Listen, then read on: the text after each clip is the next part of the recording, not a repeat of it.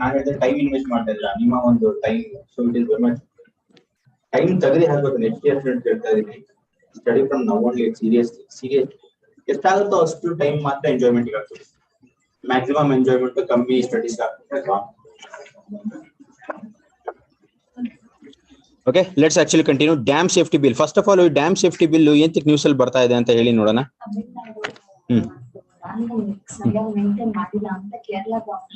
Okay, ಏನ್ ಮಾಡಿದೆ? So these dams are actually getting collapsed. Okay, so that is the reason, cause of concern ಇದೆ. So youth ಇಂಡಿಯಾದಲ್ಲಿ ಎಷ್ಟು dam ಇರಬಹುದು ಅಂತ ಏನಾದ್ರು ಐಡಿಯಾ ಇದೆಯಾ? How many dams are there? ಅದಕ್ಕೆ ನ್ಯೂಸ್ ಅಲ್ಲಿ ಇರೋದು. That is the reason. See, bill ಬರಬೇಕು ಅಂದ್ರೆ it's not an easy thing. Bill ಬರಬೇಕು ಅಂದ್ರೆ ಏನಾದ್ರು ಒಂದು ಕಾಸ್ ಆಫ್ ಕನ್ಸರ್ನ್ ಇರಬೇಕು. ಸೊ ಡ್ಯಾಮ್ ಸೇಫ್ಟಿ ಬಿಲ್ ಮೇಲೆ ಎಕ್ಸ್ಪೆಕ್ಟೆಡ್ ಕ್ವಶನ್ಸ್ ಈ ಸತಿ ಪ್ರಿಲಿಮ್ಸ್ ಅಲ್ಲಿ ಬರಬಹುದು. Okay, please tell me any idea you people are having. How many dams are there in India currently? ಎಷ್ಟಿರ್ಬೋದು ಡ್ಯಾಮ್ ಇಂಡಿಯಾದಲ್ಲಿ? ಒಂದು 1,000 ಇರ್ಬೋದಾ? ಎಲ್ಲ ಸೇರಿ ಆಲ್ ಡ್ಯಾಮ್ಸ್. ದಯವಿಟ್ಟು ಯಾರು ವಿಕಿಪೀಡಿಯಾ ಯೂಸ್ ಮಾಡ್ಬಿಡ್ರಿ. ಓಕೆ, ನಿಮ್ಗೆ ಮೈಂಡ್ ಯೋಚನೆ ಮಾಡ್ಲಿ ಅಂತ ಅಷ್ಟೇ. ವಿಕಿಪೀಡಿಯಾ ಮೊಬೈಲ್ ನಿಂಗೆ ಹೊಡೆದ್ರೆ ಬರುತ್ತೆ. ಸೊ ಇಟ್ ಈಸ್ ಆಲ್ರೆಡಿ 5,000 ಚಿಲ್ಲರೆ ಇದೆ ಡ್ಯಾಮ್ಸ್. ಓಕೆ, ಆಮೇಲೆ ಇದರಲ್ಲಿ 75% ಆಫ್ ದ ಡ್ಯಾಮ್ಸ್ 20 ವರ್ಷಕ್ಕಿಂತ ಹಳೆ ಡ್ಯಾಮ್ಸ್ ಇವೆಲ್ಲ. ಆಮೇಲೆ ಇನ್ನೊಂದು ಸ್ವಲ್ಪ ಡ್ಯಾಮ್ಸ್ ಹೇಗಿದೆ ಅಂತ ಹೇಳಿದ್ರೆ ಎಲ್ಲ 100 ವರ್ಷದ ಮೇಲೆ ಡ್ಯಾಮ್ಸ್. ಓಕೆ, 100 ವರ್ಷದ ಮೇಲೆ. ಆಮೇಲೆ ಈ ತರದ ಡ್ಯಾಮ್ಸ್ ತುಂಬಾ ಇರೋದು ಕೆಲವು ಸ್ಟೇಟ್ ಅಲ್ಲಿ ಮಾತ್ರ. For example Maharashtra, Tamil Nadu. So ಈ ತರದ ಸ್ಟೇಟ್ ಅಲ್ಲಿ ಮೆಜಾರಿಟಿ ಆಫ್ ದ ಡ್ಯಾಮ್ಸ್ ಇದೆ. ಓಕೆ, ಮೋಹನ್ ಹೇಳಿ ಎಷ್ಟು ಡ್ಯಾಮ್ಸ್ ಇದೆ ಇಂಡಿಯಾದಲ್ಲಿ? ಮೇಲೆ 5,000 ಮೇಲೆ ಇದೆ. ಓಕೆ, ಡೈಮೆನ್ಷನ್ಸ್ ಆಗಲಿ ಮತ್ತೆ ಬಿಲ್ಡಿಂಗ್ ಮೆಟೀರಿಯಲ್ ಕನ್ಸ್ಟ್ರಕ್ಷನ್ ಟೆಕ್ನಾಲಜಿ ಎಲ್ಲ ಓಲ್ಡ್ ಏಜ್ ಟೆಕ್ನಾಲಜೀಸ್ ಯೂಸ್ ಮಾಡಿದ್ದಾರೆ. ಅವಾಗ ಕಪ್ಪಡ ಕಲಿಸಿ ಅಂತ ಮಾಡ್ತಾರೆ ಸರ್, ಅವನ್ನೆಲ್ಲ ಯೂಸ್ ಮಾಡಿದ್ರು. ಕಪ್ಪಡ ಕಲಿಸಿ ಇವಾಗ ಇನ್ನೊಂದು ಏನಾಗ್ತಿದೆ ಅಂದ್ರೆ ಹೋಗ್ತಾ ನ್ಯಾಚುರಲ್ ಆಗಿ ವಾಟರ್ ಸಲೈನಿಟಿ ಜಾಸ್ತಿ ಆಗ್ತಾ ಇದೆ ಯೂಸ್ ಮಾಡ್ತಾ. ಇನ್ನೊಂದು ಇವಾಗ ನ್ಯೂಕ್ಲಿಯರ್ ಪವರ್ ಪ್ಲಾಂಟ್ಸ್ ಇಂಡಸ್ಟ್ರೀಸ್ ಆಗಲಿ ಸರೌಂಡಿಂಗ್ಸ್ ಅಲ್ಲಿ ಬರ್ತಾ ಇದೆ. ಸೊ ಅದರಿಂದ ಏನಾಗುತ್ತೆ, ದೇರ್ ಇಸ್ ನೋ ಏನೋ ವಾಟರ್ ಡೆಸ್ಟಿನೇಷನ್ ಮಾಡಿ ಬಿಡ್ತಾ ಇಲ್ಲ ಮರೈನಿಗೆ, ಹಂಗೆ ಬಿಡ್ತಾರೆ. ಅದು ಮರೈನ್ ಕಲ್ಚರ್ಗೂ ಎಫೆಕ್ಟ್ ಆಗ್ತಿದೆ. ಇನ್ನೊಂದು ಏನಾಗ್ತದೆ, ಆ ಕೆಮಿಕಲ್ಸ್ ಎಲ್ಲ ಬಂದು ಡ್ಯಾಮ್ ಹತ್ರ ಬಂದ್ಬಿಡ್ತದೆ. ಅದು ಕೋರ್ಸ್ ಇರ್ತದೆ, ಏನ್ ಕೋರ್ಸ್? ಫೌಂಡೇಶನ್ ಕೋರ್ಸ್ ಇರ್ತದೆ ಡ್ಯಾಮ್. ಅಲ್ಲಿ ಕೆಮಿಕಲ್ ಇಂದ ಆಗ್ಬಿಟ್ಟು ಫೌಂಡೇಶನ್ ಎಲ್ಲ ಎರಡು ಆಗ್ತಾ ಇದೆಯಾ? ಅದೇ ಗೊತ್ತಾಯ್ತು, ಅದು ಕಿತ್ಕೊಂಡ್ ಬರ್ತಾ ಇದೆ ಅಂತ ಹೇಳ್ತಾ ಇದ್ದೀರಾ. Okay, the reasons is telling. Very good. ಎಲ್ಲೋದಿದ್ರಿ ಇದು? Might be have studied somewhere. Very good. But ನಾನು ಇನ್ನೊಂದೇನು ಕೇಳ್ತೀನಿ ಅಂತ ಹೇಳಿದ್ರೆ, what is the useful of dam? Constructing dam ಇರಿಗೇಷನ್ಗೆ, ವಾಟರ್ ಸ್ಟೋರೇಜ್ಗೆ, ಎಲೆಕ್ಟ್ರಿಸಿಟಿ ಪ್ರೊಡಕ್ಷನ್ಗೆ. So these are the uses for construction of dam. ಆಮೇಲೆ ಇನ್ನೊಂದು ಏನ್ ಹೇಳ್ತೀವಿ ಅಂದ್ರೆ, ಈ ಡ್ಯಾಮ್ ಸೇಫ್ಟಿ ಮೇಂಟೆನೆನ್ಸ್ ಎಲ್ಲ ಇದೆಯಲ್ಲ, ಅದನ್ನ ಏಂತಕ್ಕೆ ಗೌರ್ಮೆಂಟ್ ತುಂಬಾ ಕೇರ್ ಮಾಡ್ತಾ ಇದೆ ಅಂತ. ಕನ್ಸ್ಟ್ರಕ್ಟ್ ಏನೋ ಮಾಡಿದ್ದಾರೆ ಡ್ಯಾಮ್, ಬಿಟ್ಬಿಡ್ಬೋದಲ್ರಿ? ಅದೆಲ್ಲಾದ್ರೂ ಹಾನಿ ಆದ್ರೆ, ಡ್ಯಾಮ್ ಹಾನಿ ಆದ್ರೆ, ಸೊ ಏನಾಗುತ್ತೆ? ವಿಲೇಜ್ ಕೊಚ್ಕೊಂಡು ಹೋಗ್ಬಿಡುತ್ತೆ. ಲಾರ್ಜ್ ಸ್ಕೇಲ್ ಡ್ಯಾಮೇಜ್ ಆಗುತ್ತೆ. So that is the reason.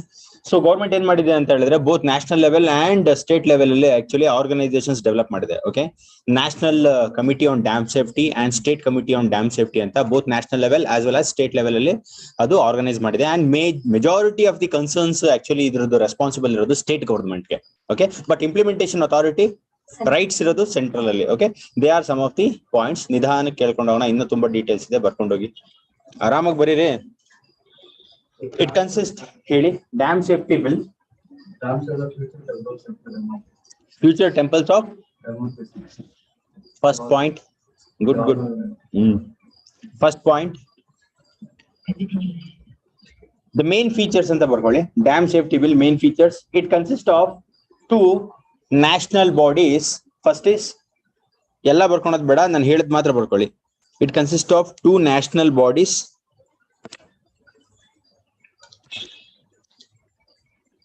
National Committee on Dam Safety, first one. Second one, National Dam Safety Authority. It consists of 2 national bodies. First one, National Committee on Dam Safety. Second one, National Dam Safety Authority. Okay, so ಅದನ್ನ explanation ಏನ್ ಬರ್ಕೊಳೋದು ಬೇಡ, you just see what is there in the document. So dam safety dam committee on dam safety ಇದೆಯಲ್ಲ ಅದು it functions involves evolving policies and recommending regulations. But second one ಇದೆಯಲ್ಲ ಅದು technical assistance ಕೊಡ್ತಾರೆ. Okay, that is the functions. Please do not write, just know the functions aste. So what is the functions of National Committee on Dam Safety, Mohan?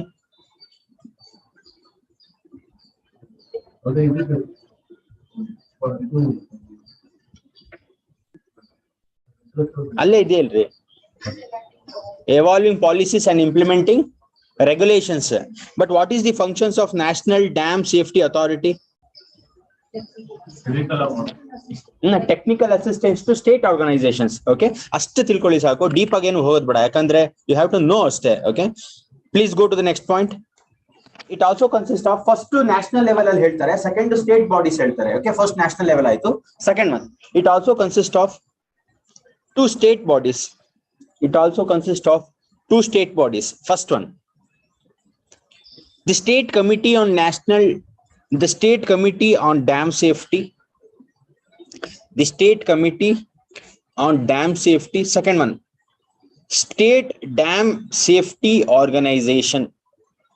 First one, the State Committee on Dam Safety. Second one, State Dam Safety Organization.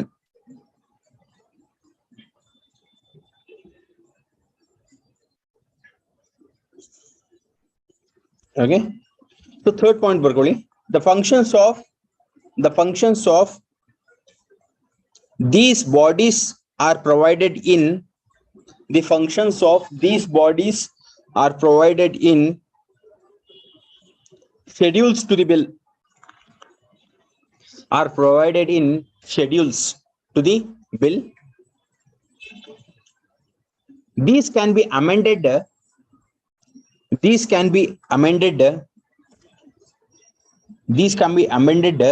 by a notification by government. These can be amended by a notification by the government. ಅದ್ರ ಬಗ್ಗೆ ಸ್ವಲ್ಪ confusions ಇದೆ. ಏನಂತ ಹೇಳಿದ್ರೆ, ಈ amendment ಮಾಡೋದಿದೆಯಲ್ಲ, dam safety bill, ಅದರದೆಲ್ಲ future amendments ಎಲ್ಲ ಇದೆಯಲ್ಲ, ಆ ಅಮೆಂಡ್ಮೆಂಟ್, ಆ ಚೇಂಜಸ್ ಮಾಡೋದಕ್ಕೆ ಅಮೆಂಡ್ಮೆಂಟೇ ತರಬೇಕಾ, ಇಲ್ಲ ಅಂದ್ರೆ ಜಸ್ಟ್ ಒಂದು ಗವರ್ಮೆಂಟ್ ನೋಟಿಫಿಕೇಶನ್ ಇಂದಾನೇ ಮಾಡ್ಬೇಕಾ ಅನ್ನೋದ್ರ ಬಗ್ಗೆ ಸ್ವಲ್ಪ ಕನ್ಫ್ಯೂಷನ್ಸ್ ಇದೆ. ಬಟ್ ಜನರಲ್ ಆಗಿ ಇವಾಗ ಏನ್ ಫಾಲೋ ಮಾಡ್ತಾ ಇದ್ದಾರೆ ಅಂತ ಹೇಳಿದ್ರೆ, ನೋಟಿಫಿಕೇಶನ್ಸ್ ಥ್ರೂ ಫಾಲೋ ಮಾಡ್ತಾ ಇದ್ದಾರೆ. ಓಕೆ, ಒಂದು ನೋಟಿಫಿಕೇಶನ್, ಗವರ್ಮೆಂಟ್ ಇಂದ ಒಂದು ನೋಟಿಫಿಕೇಶನ್ ಮಾಡಿದ್ರೆ ಅದು ಚೇಂಜಸ್ ಮಾಡ್ಬೋದು ಅಂತ. ಓಕೆ, ಬಟ್ ಏನಂದ್ರೆ ಒಂದ್ ಸ್ವಲ್ಪ ಕನ್ಫ್ಯೂಷನ್ ಇದೆ, ಅಮೆಂಡ್ಮೆಂಟ್ ಮಾಡ್ಲೇಬೇಕೋ ಬೇಡವೋ ಅಂತ. Are you not getting what I am telling? So ಹೇಳ್ರಿ ವಿದ್ಯಾ, ನಾನು ಏನ್ ಹೇಳ್ದೆ ಈಗ? ಹೇಳಿದ್ನಲ್ಲ, ನೀಟಾಗಿ ಹೇಳ್ದೇನೆ. ಪ್ಲೀಸ್ ಟೆಲ್ ಮಿ. ಆಮೇಲೆ ಇನ್ನೊಂದು ಏನಂತ ಹೇಳಿದ್ರೆ, ಯಾವುದೇ ಒಂದು ಈ ಪ್ರಾವಿಷನ್ಸ್ ಇದೆಯಲ್ಲ ಡ್ಯಾಮ್ ಸೇಫ್ಟಿ ಬಿಲ್ಸ್ ಅಲ್ಲಿ, ಇದ್ರಲ್ಲಿ ಯಾವ್ದಾದ್ರು ಉಲ್ಲಂಘನೆ ಮಾಡಿದ್ರೆ ಯಾರು? Owners of the dam. But ನೋಡ್ಕೊಳೋದು ಯಾರು ಗೊತ್ತಾ? ಮೆಜಾರಿಟಿ ಗವರ್ಮೆಂಟ್ ನೋಡ್ಕೊಳುತ್ತೆ. Okay, all the regulations when it comes to the dams. But ಅದು ಓನರ್ಸ್ ಇರ್ತಾರೆ. Owners are different people. Okay, who construct the dams and all. They will take responsibility of things. ಅವ್ರೆಲ್ಲಾದ್ರೂ ಉಲ್ಲಂಘನೆ ಮಾಡಿದ್ರೆ ಯಾವ್ದಾದ್ರು provisions ಈ bill ಅಲ್ಲಿ ಇರೋದು, ಅವ್ರಿಗೆ 2 ವರ್ಷ ಶಿಕ್ಷೆ ಸಿಗುತ್ತೆ. ಓಕೆ, ಫೈನ್ ಸಿಗುತ್ತೆ, ಇಲ್ಲಾಂದ್ರೆ 2 ವರ್ಷ ಜೈಲ್ ಶಿಕ್ಷೆ ಸಿಗುತ್ತೆ. Okay, please write down.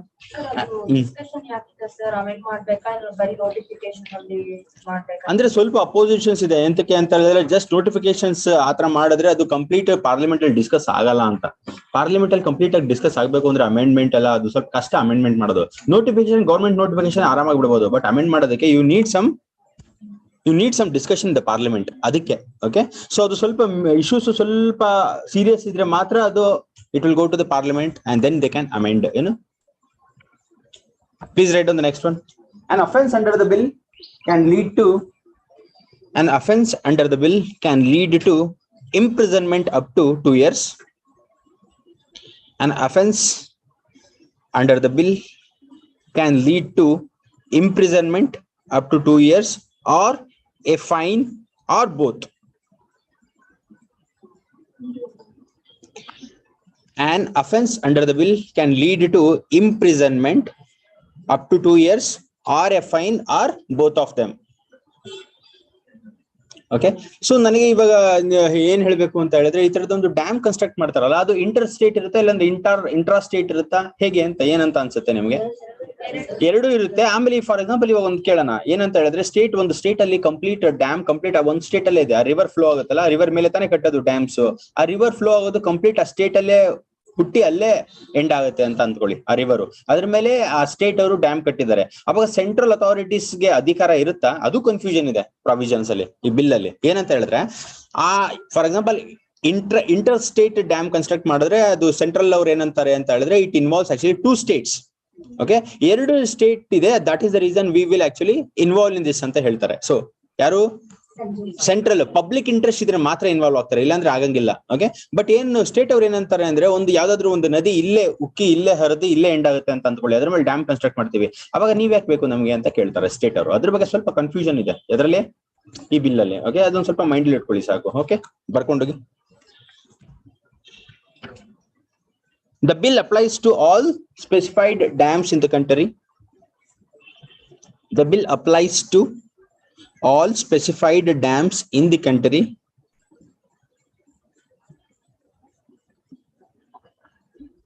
It includes both inter and intra-state rivers. The disaster management al barutre idu concept mains ali. Okay, it includes both inter and intra-state rivers.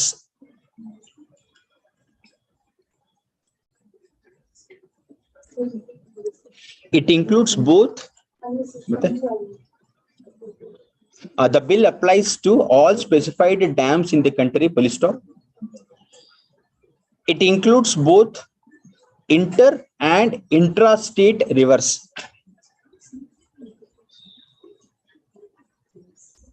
Okay, so ನಾನು ಹೇಳಿದ್ದಿದೆ ಅಲ್ಲಿ ಅದೇ, the question whether the parliament has jurisdiction to regulate dams flowing entirely within the state, ಅದೆಲ್ಲ ಏನ್ ಬರ್ಕೊಳೋದ್ ಬೇಡ, ಅರ್ಥ ಆಯ್ತಾ? ಅಷ್ಟೇ ಸಾಕು.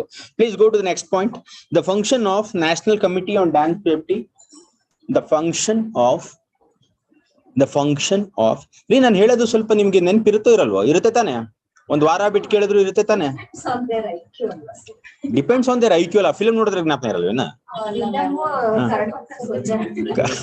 ರೀ ಇರ್ಬೇಕ್ರಿ. ಓಕೆ, ನಾವ್ ಏನ್ ಹೇಳ್ತೀವೋ ಅದ್ ಇರ್ಬೇಕು. ಒಂದ್ ವಾರ ಬಿಟ್ಟು ಕೇಳ್ತೀನಿ ನಾನು.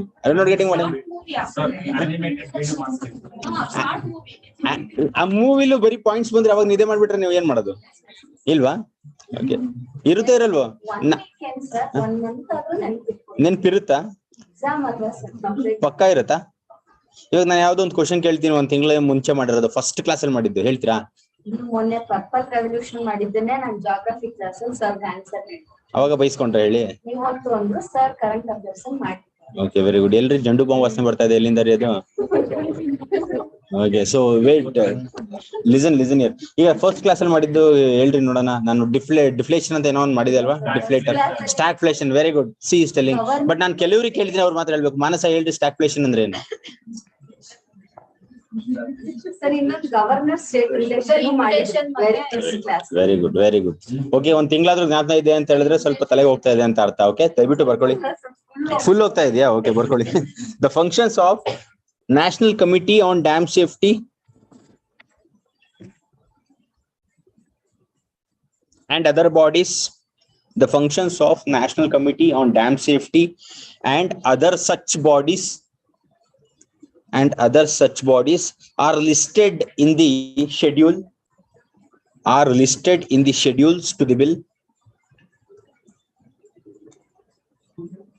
Are listed in schedules to the bill. ಅಂದ್ರೆ ಶೆಡ್ಯೂಲ್ಸ್ ಪ್ರಕಾರ ಇದೆ ಬಿಲ್ ಅಲ್ಲಿ ಅಂತ. Are listed in schedules to the bill. These can be amended by government through a notification. These can be amended by the government through a notification. Full stop. The question is whether core functions of authority. The question is whether core functions of authorities should be amended. The question is whether core functions of authorities should be amended through a notification, or whether such amendment. The question is whether core functions of authorities should be amended through a notification, or whether such amendments should be passed by parliament, or whether such amendments should be passed by parliament.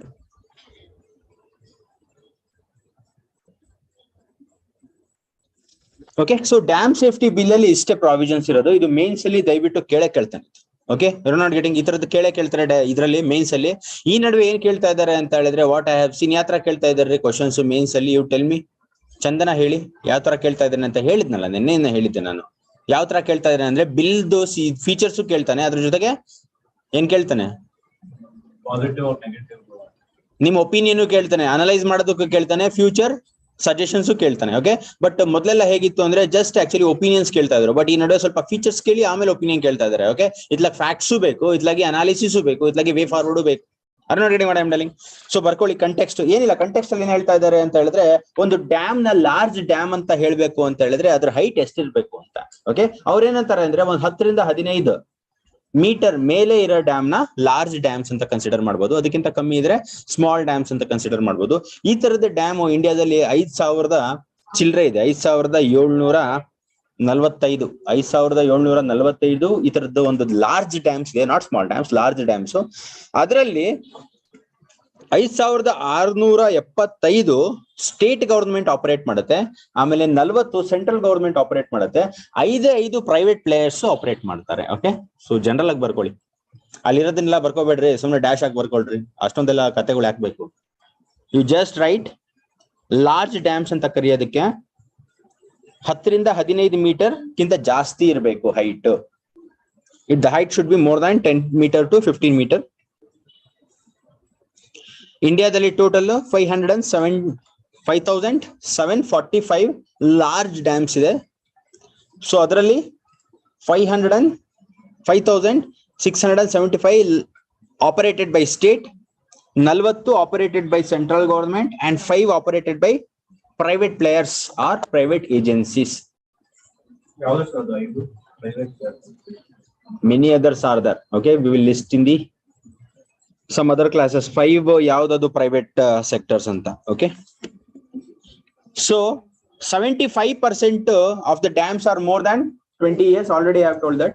And around 220 dams, more than 200 dams are 100 ವರ್ಷದಕ್ಕಿಂತ ಹಳೆಯದು. Okay, and most of the dams are in Maharashtra, Gujarat and Madhya Pradesh.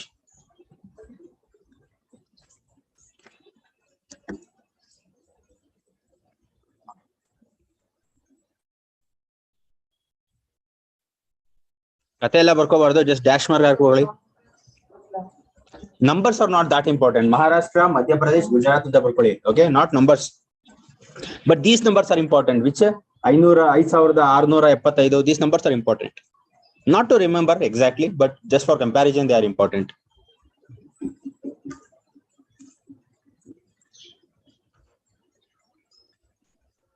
So these points are also bit important. ಹೇಳ್ತೀನಿ, ಅದ್ ಬರ್ಕೊಳ್ಳಿ. Manage ಯಾರು ಮಾಡ್ತಾರೆ ಅಂತ this bodies ಇದೆಯಲ್ಲ, water commissioning bodies, ಅದ್ರ ಬಗ್ಗೆ what I tell you, just write those points, that's it. You please write down. This dam safety is important. The dam safety is important because, next line, the dam safety is important because the failure of maintenance can cause large scale damage to life and property. The failure of the dams can cause large scale damage to life and property. Next line, life and property. Next line, the Central Dam Safety Organization under Central Water Commission provides technical assistance. Commission CWC under Central Water Commission CWC provides technical assistance to dam owners and provides technical assistance to dam owners and maintains data on dams. Technical assistance to dam owners and maintains data on dams. ಇವಾಗ ಒಂದು state control ಇರೋ dam collapse ಆಗ್ಬಿಟ್ರೆ ಹೌದು ಹೇಳಿ, ಯಾರು responsible? State only. Owners are responsible for that one. Okay, but regulating authority ಎಲ್ಲ ಇರೋದು state ಅಲ್ಲಿ. ಬಟ್ ಕೆಲವು ವಿಚಾರದಕ್ಕೆ ಮಾತ್ರ the national government will actually come in to picture. ಎಲ್ಲದಕ್ಕೂ ಬರೋದಿಲ್ಲ ಅವರು. ಪಬ್ಲಿಕ್ ಇಂಟ್ರೆಸ್ಟ್ ಇನ್ವಾಲ್ವ್ ಇದ್ರೆ ಮಾತ್ರ national bodies are going to involve. But only manage by central government ಇರುತ್ತಲ್ಲ, they are responsible for that one. Completely central government 40 dams ಇದೆಯಲ್ಲ, ಅದಕ್ಕೆ they are responsible, not state. ಹೇಳಿ, ಏನ್ ಹೇಳ್ತಾ ಇದ್ರಿ? ಅದಕ್ಕೂ central government actually they will pitch in. Okay, please right the next point.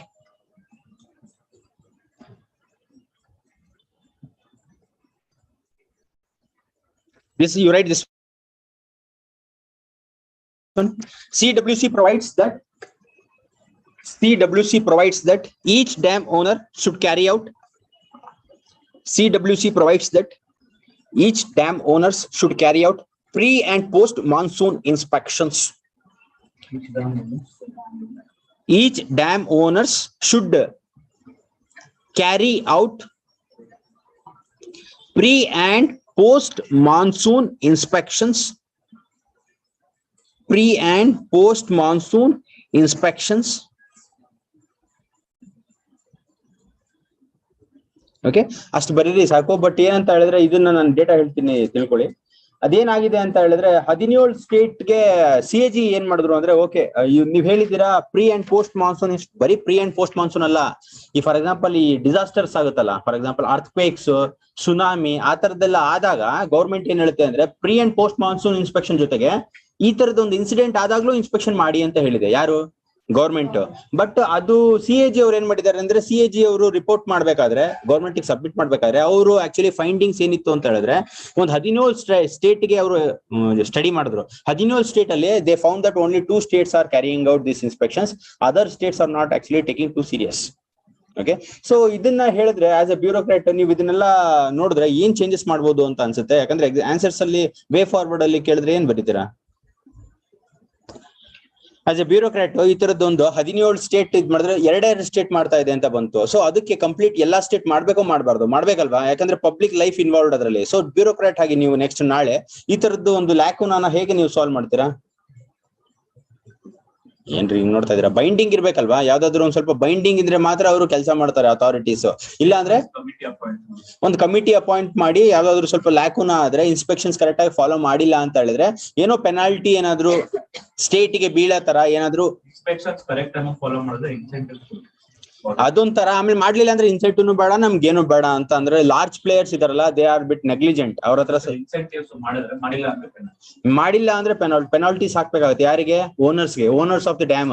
Ownership ಕಿತ್ಕೊಳ್ತಾರೆ government. But ಅವ್ರಿಗೆ ownership ಕಿತ್ಕೊಂಡ್ರೆ ಅದೇ we have to actually seal analyse it and make some regulation so that all the states implement such acts. ಅದು disaster management ಅಲ್ಲಿ way forward ಅಲ್ಲಿ ಕೇಳ್ತಾನೆ.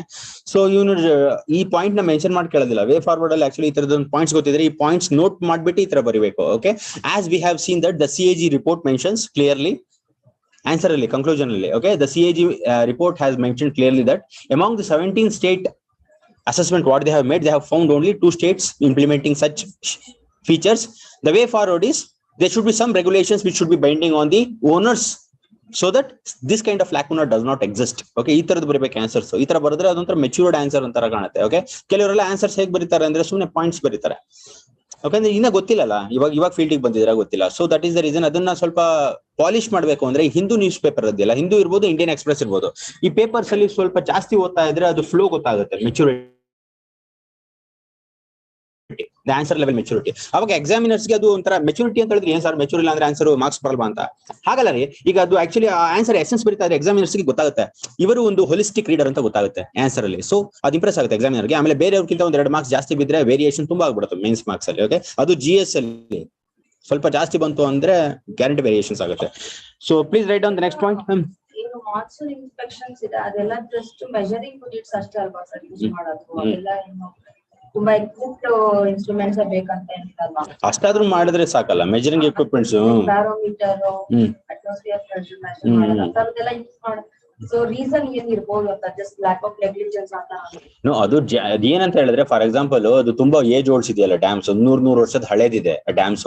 At least ಅಷ್ಟಾದ್ರೂ ಮಾಡಿದ್ರೆ pre monsoon inspections, ತುಂಬಾ ಮಳೆ ಬರೋ ಚಾನ್ಸಸ್ ಇದೆ, ಅದಾದ್ರೂ ಮಾಡಿದ್ರೆ ಸ್ವಲ್ಪ ಸೇಫ್ಟಿ ಮೆಜರ್ಸ್ ಆದ್ರೂ ಯೂಸ್ ಮಾಡ್ಬೋದಲ್ಲ, ಸ್ವಲ್ಪ ಅರ್ಲಿ ವಾರ್ನಿಂಗ್ ಸಿಸ್ಟಮ್ಸ್ ಏನಾದ್ರು ಕೊಡ್ಬೋದಲ್ವಾ ಅಂತ ಅದೊಂದು. ಆಮೇಲೆ ಇನ್ನೊಂದು ಏನಂತ ಹೇಳಿದ್ರೆ, ಈ ಅರ್ಥಕ್ವೇಕ್ ಎಲ್ಲ ಆಗಿರುತ್ತೆ ಪಕ್ಕದಲ್ಲೇನೆ, ನೆಗ್ಲಿಜೆಂಟ್ ಮಾಡಿದ್ರೆ ನೋಡ್ರಿ ಒಂದೇ ಒಂದು ಹುಲ್ಕಡ್ಡಿ ಇಲ್ಲಿಂದ ಅಲ್ಲಿ ಇಡಬೇಕು ಅಂದ್ರೂ ಅದಕ್ಕೆ ಎಫರ್ಟ್ಸ್ ಬೇಕು. ಓಕೆ, ಸೊ ಎಫರ್ಟ್ಸ್ ಆಗ್ಲಿ ಅಂದ್ರೆ ಅಟ್ಲೀಸ್ಟ್ ಇನ್ಫಾರ್ಮ್ ಮಾಡಿದ್ರೆ ಒಂದ್ ಸ್ವಲ್ಪ, ಅವಾಗ ಸ್ಟೇಟ್ ಗೌರ್ಮೆಂಟ್ ಏನ್ ಮಾಡುತ್ತೆ, ಸ್ವಲ್ಪ ಆಕ್ಷನ್ಸ್ ಬೇಗ ತಗೊಳ್ಳೋ ಅಂತದ್ದು ಇದ್ ಮಾಡುತ್ತೆ. ಲೈಫ್ ಅಂಡ್ ಪ್ರಾಪರ್ಟಿ ಇನ್ವಾಲ್ವ್ಡ್ ಇದೆಯಲ್ಲ, ಸ್ವಲ್ಪ ಎಲ್ಲ they will actually do some thing control. ಅದು ಆಕ್ಷನ್ ಓರಿಯೆಂಟೆಡ್ ಇರಲ್ಲ ಅಷ್ಟೇ. ಅದ್ ಹಾಗೆ ಅಲ್ವೇನ್ರಿ, natural calamities, how can a person tell that this dam will zero pollution city ಅಂತ ಹಂಗೆ ಸೊ ಸಿವಿಲ್ ಇಂಜಿನಿಯರ್ಸ್ ಇರ್ತಾರಲ್ಲ, ಅವರಿಗೆ ಗೊತ್ತಾಗುತ್ತೆ ಅಸೆಸ್ಮೆಂಟ್ ಮಾಡಿದ್ರೆ. ಓಕೆ, ಅದು ಲೈಫ್ ಇರುತ್ತೆ. ಈ ಫಾರ್ ಎಕ್ಸಾಂಪಲ್ ಒಂದ್ ಮನೆದು ಲೈಫ್ ಇರಲ್ವಾ, ಓಕೆ, ಇಷ್ಟು ದಿವಸ ಆದ್ಮೇಲೆ ಹ್ಞೂ ರೀ ಅಲ್ಲಿ ಜಸ್ಟ್ ಗೋ ಅಂಡ್ ಸಿ, ಆ ಮನೆ ಗೌರ್ಮೆಂಟ್ ಟೆಲ್ಸ್ ದಟ್ ಈ ಮನೆ ನೀವು ಆಕ್ಚುಲಿ ಡೆಮಾಲಿಷ್ ಮಾಡಿ ಅಂತ ಹೇಳ್ತಾರೆ ಇಷ್ಟು ವರ್ಷ ಆದ್ಮೇಲೆ. ಸೊ ಆ ತರದೆಲ್ಲ ಡೇಟಾ ನಮ್ಗೆಲ್ಲ ಈ ತರದ ಕನ್ಫ್ಯೂಷನ್ ಇತ್ತು ಚಿಕ್ಕವರಲ್ಲಿ. ಏನಂತ ಹೇಳಿದ್ರೆ, ಈ ಮನೆಲ್ಲ ಬಿದ್ದೋಗ್ಬಿಡಲ್ವಾ ಅಂತ. ಅದ್ರ ಗೆಟಿಂಗ್ ನಮ್ಗೆ ನಿಜವಲ್ಲ ಆ ತರದ ಕನ್ಫ್ಯೂಷನ್ ಇತ್ತು, ಏನ್ ಒಬ್ಬರ ಕಲೆಯಿಂದ ಮನೆಯಿಂದ ಬಿದ್ದೋಗಲ್ಲ ಹೆಂಗಿರೋದು ಅಂತ. ಸೊ ಆಮೇಲೆ ಇದೆಲ್ಲ ಸಿವಿಲ್ ಸರ್ವಿಸ್ ಓದ್ಬೇಕಾದ್ರೆ ನನಗೆ ಕ್ಲಾರಿಫೈ ಆಯ್ತು, ಇದಕ್ಕೆ ಅಂತಾನೆ ರೂಲ್ಸ್ ಇರ್ತವೆ, ಒಂದ್ ವರ್ಷ ಆದ್ಮೇಲೆ ಬೀಳಿಸ್ಬೇಕು ಅಂತ. ಈ ಮೆಟ್ರೋ ಎಲ್ಲ ನೋಡು ನನಗೆ ನಿಜವಾಗ್ಲೂ ಕನ್ಫ್ಯೂಸ್ ಆಗೋದು, ಇದೇನು ಇದು ಬಿದ್ದೋಗ್ಬಿಡೋದಿಲ್ವಾ ಅಂತ. ಸೊ ಸಿವಿಲ್ ಇಂಜಿನಿಯರ್ಸ್ ಗೊತ್ತಿರ್ತವೆ, I am computer science engineer, ನಮಗೆ ಗೊತ್ತಿರಲ್ಲ. So civil engineers I asked ಇದೆಲ್ಲ ಅದೆಲ್ಲ ಹಾಗಲ್ಲ, ಇಟ್ ಇಸ್ ಟೆಸ್ಟೆಡ್ ಹಾಗೆ ಹೀಗೆ ಅಂತ. ಅವ್ರ ಫೀಲ್ಡ್ ಅಲ್ಲಿ ಅವ್ರು ಕೊಂಡ್ರು. ಸೊ ಕೇಳೋದ್ರಲ್ಲಿ ಏನಿದೆ ಕೇಳಿ ತಿಳ್ಕೊಂಡ್ವಿ. ಓಕೆ, ಅವಾಗ ನಾವು ಓದ್ತಾ ಇರ್ಬೇಕಾದ್ರೆ. So this kind of confusions. So ಇದು ಡ್ಯಾಮ್ ಅಲ್ಲಿ ಕೆಲವು ಪ್ಯಾರಾಮೀಟರ್ಸ್ ನೋಡ್ತಾರೆ, ಕೆಲವು ಪ್ಯಾರಾಮೀಟರ್ಸ್ ಅಲ್ಲಿ ಅವ್ರಿಗೆ ಗೊತ್ತಾಗುತ್ತೆ ಇದು ಕೊಲಾಪ್ಸ್ ಆಗುತ್ತೋ ಇಲ್ಲ ಅಂತ. ವೆದರ್ ಕಂಡೀಷನ್ಸ್ ನೋಡ್ತಾರೆ, ತೀರಾ ಮಳೆ ಬರೋ ಚಾನ್ಸ್ ಇದ್ರೆ ಕೊಲಾಪ್ಸ್ ಆಗುತ್ತೆ ಅಂದ್ರೆ ಅರ್ಲಿ ವಾರ್ನಿಂಗ್ ಸಿಸ್ಟಮ್ಸ್ ಕೊಡ್ತಾರೆ. ಅವಾಗ ಸ್ಟೇಟ್ ಗೌರ್ಮೆಂಟ್ ಬಿಟ್ಟಿದ್ದು. ಓಕೆ, ಅವ್ರಿಗೆ ಒಂದು ಸ್ಟೇಟ್ ಇಂಟೆಲಿಜೆನ್ಸ್ ಏಜೆನ್ಸಿ ಇರುತ್ತೆ. ಸೊ ಅವ್ರು ಎವಾಕ್ಯುಯೇಟ್ ಮಾಡ್ಬೇಕೋ ಬೇಡವಾ ಅಲ್ಲಿಂದ ಪೀಪಲ್ಸ್ ಅಂತ ಡಿಸೈಡ್ ಮಾಡ್ಬಿಟ್ಟು ಅವೆಲ್ಲಿ they carry out the things. ಇಲ್ಲ ಸೇಫ್ಟಿ ಇದೆ ಅಂತ ಹೇಳಿದ್ರೆ 100% ಯಾವುದಿಲ್ಲ. Social phenomena are not 100%. You cannot actually predict 100%. But ಅಷ್ಟಾದ್ರೂ ಮಾಡ್ತಾರಲ್ಲ, ಎಷ್ಟೊಂದು ಕೇಸಸ್ ಸಕ್ಸಸ್ ಆಗಿದೆ ಆ ತರದ ಅರ್ಲಿ ವಾರ್ನಿಂಗ್ ಸಿಸ್ಟಮ್ಸ್ ಅಲ್ಲಿ. ಕಂಪ್ಲೀಟ್ ಎವ್ಯಾಕ್ಯುಯೇಟ್ ಮಾಡಿದ್ಮೇಲೆ ಆ ತರದೆಲ್ಲ ಕೊಲಾಪ್ಸ್ ಆಗಿ ಎಷ್ಟೊಂದು ಕೇಸಸ್ ಅಲ್ಲಿ ಗೌರ್ಮೆಂಟ್ ಸಕ್ಸಸ್ ಆಗಿದೆ. ದಟ್ ಈಸ್ ದ ರೀಸನ್ ಇರಲೇಬೇಕು ಅರ್ಲಿ ವಾರ್ನಿಂಗ್ ಸಿಸ್ಟಮ್ಸ್. ಎಷ್ಟೊಂದ್ರೆ 75 ಕೇಸಸ್ ಸಕ್ಸಸ್ ಆಗಿದೆ. 25% ಕೇಸಸ್ ಪ್ರಿಡಿಕ್ಷನ್ ಮಾಡಕ್ ಆಗಲ್ಲ ಅನ್ನೋ ಟೈಮ್ ಏನ್ ಮಾಡಬೇಕಾಗುತ್ತೆ? It's not in our hand ಅಲ್ಲ. ಹೇಳಿ, ಯಾವ್ದು ಬಂದಾಗಿಲ್ಲಿಂದ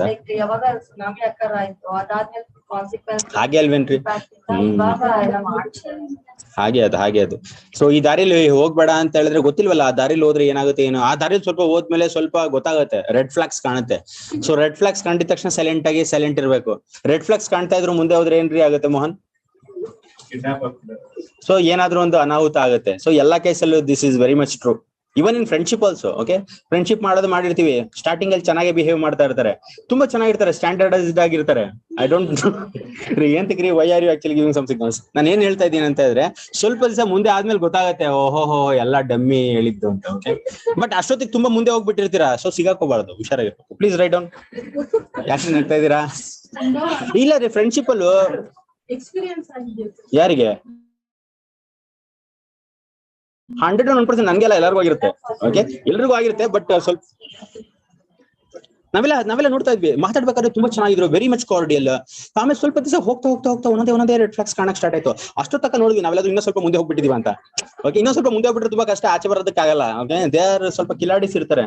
ಓಕೆ, ಮಾತಾಡ್ಬೇಕಾದ್ರೆ ತುಂಬಾ ಇಬ್ರುನು 2 ಕ್ಯಾಟಗರಿ, ಹುಡುಗ ಹುಡುಗಿ ಅಂತೆಲ್ಲ, ಬೋತ್ ಕ್ಯಾಟಗರೀಸ್. ಯಾಕೆ ಫ್ರೆಂಡ್ಶಿಪ್ ಮಾಡ್ಬೇಕಾದ್ರೆ ತುಂಬಾ ಹುಷಾರಾಗಿ. ಏನ್ರಿ ಹೀಗಂತೀರ? ಬಾಯ್ಸ್ ಕೇಳಿದ್ರೆ ಗರ್ಲ್ಸ್ ಅಂತಾರೆ, ಗರ್ಲ್ಸ್ ಕೇಳಿದ್ರೆ ಬಾಯ್ಸ್ ಅಂತಾರೆ. So according to me both. Okay, both are good, both are bad. So ಯಾವ ಹ್ಯೂಮನ್ ಬೀಯಿಂಗ್ ಗುಡ್ ಬ್ಯಾಡ್ ಅಲ್ಲ, ದೇ ಆರ್ ಓಮ್ನಿಪೊಟೆಂಟ್.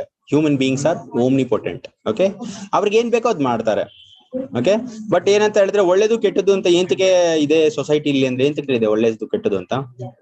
ಯಾಕಂದ್ರೆ ಬ್ಯಾಲೆನ್ಸ್ ಆಗ್ಬೇಕಲ್ವಾ. ಸೊ ಅದಕ್ಕೆ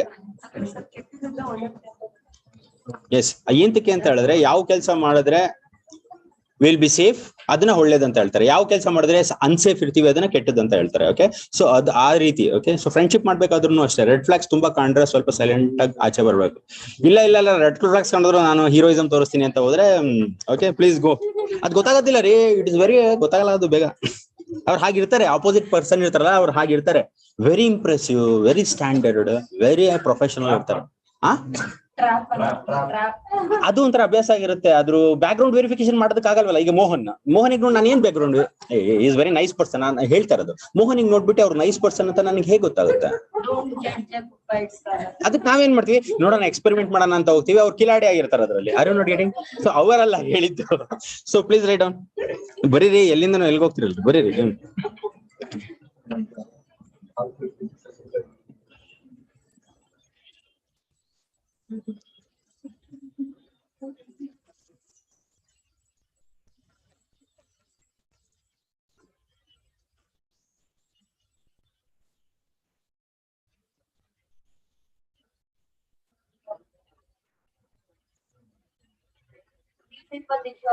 ಯಾವುದು? ಡ್ಯಾಮ್ ಸೇಫ್ಟಿ ಮೇಂಟೈನ್ ಮಾಡ್ದಲೆ ಡ್ಯಾಮ್ ವಾಟರ್ ನ ಫ್ಲೋ ಮಾಡ್ಬಿಟ್ಟು ಅಲ್ಲಿ local lights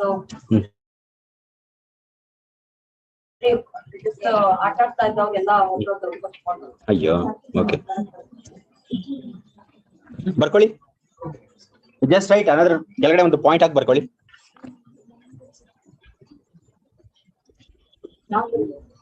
The dam owners, just to next point, the dam owners will be responsible for the safe construction. The dam owners will be responsible for the safe construction, operation, maintenance, and supervision of a dam. The dam owners will be responsible for. I don't know why she is laughing. ಏನೋ movie ಏನೋ ಜ್ಞಾಪಿಸ್ಕೊಂತ ಇದ್ರೆ. I hope something. But ಬೇರೆ track ಏನೋ ನಡೀತಾ ಇದೆ. ಏನು ಯಾವ movie ನೋಡಿದ್ರಿ ನೀನು? ಇಲ್ಲ ತಾನೆ? ಮತ್ತೆ ಆರಾಮಾಗಿ ಬರ್ಕೊಳ್ಳಿ. Please write down. Okay, please write down. The dam owners will be responsible. Mohan ಬರ್ಕೊಳ್ಳಿ. The dam owners will be responsible for safe construction, operation, maintenance and supervision of a dam and supervision of a dam.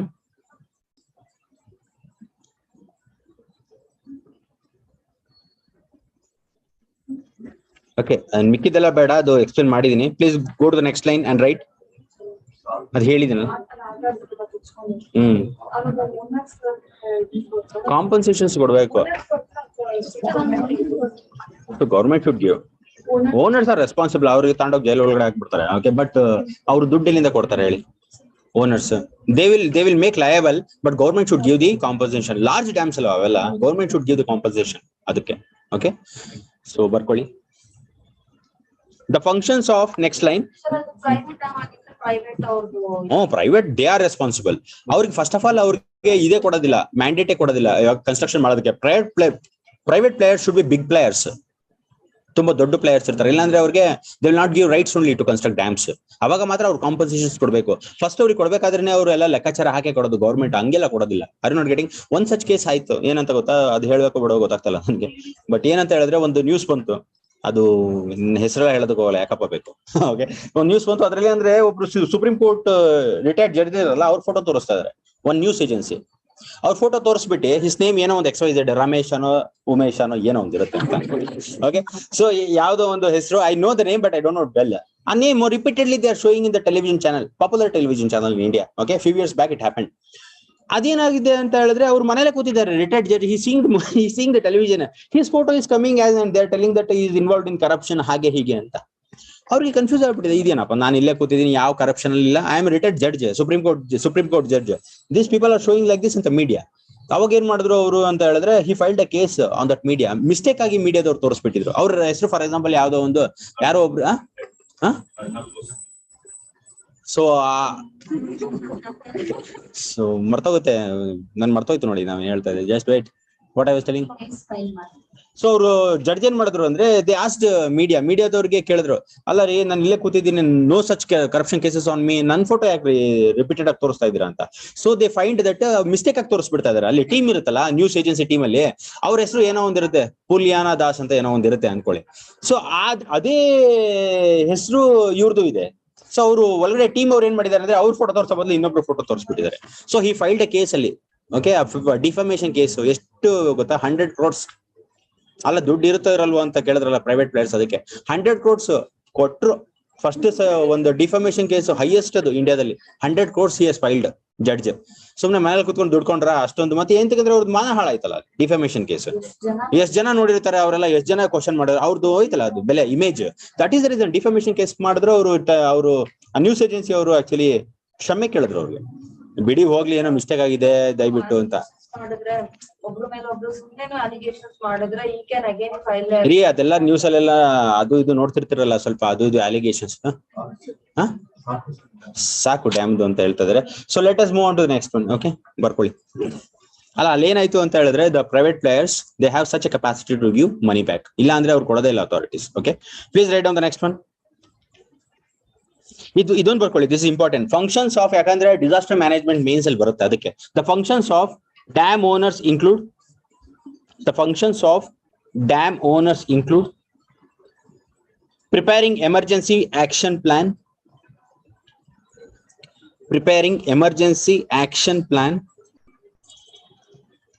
carrying out risk assessments, preparing emergency action plan, carrying out risk assessment, preparing comprehensive evaluations,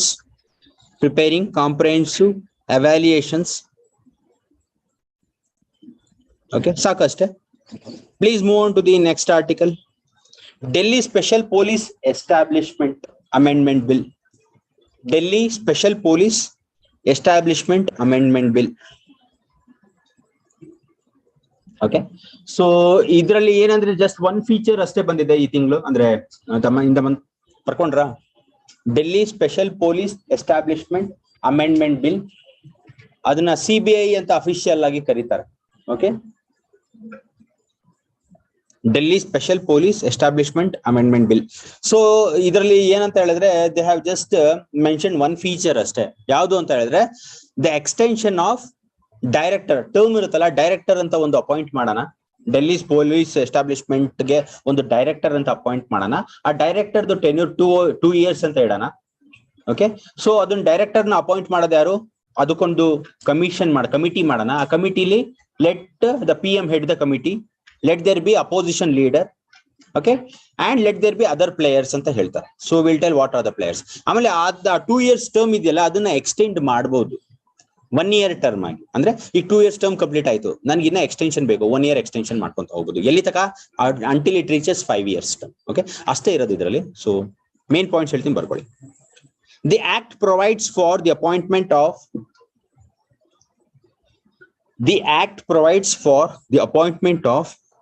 director of Delhi special police establishment. The act provides for the appointment of director of Delhi Special Police Establishment.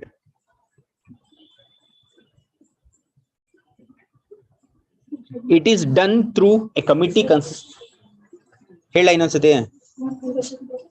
The act provides for the appointment of Director of Delhi Special Police Establishment. Okay, so continue. It is done through a committee consisting of PM as chairperson. It is done through a committee consisting of PM, Prime Minister, the chairperson, leader of opposition in Lok Sabha,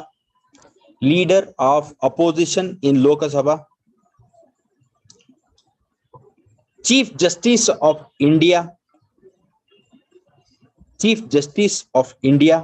or a judge of Supreme Court, Chief Justice of India, or a judge of Supreme Court nominated by CJI, or a judge of Supreme Court nominated by CJI.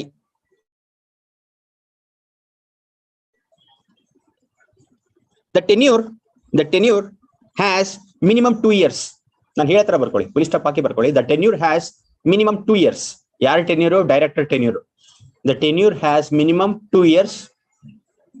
It can be extended up to 1 year at a time.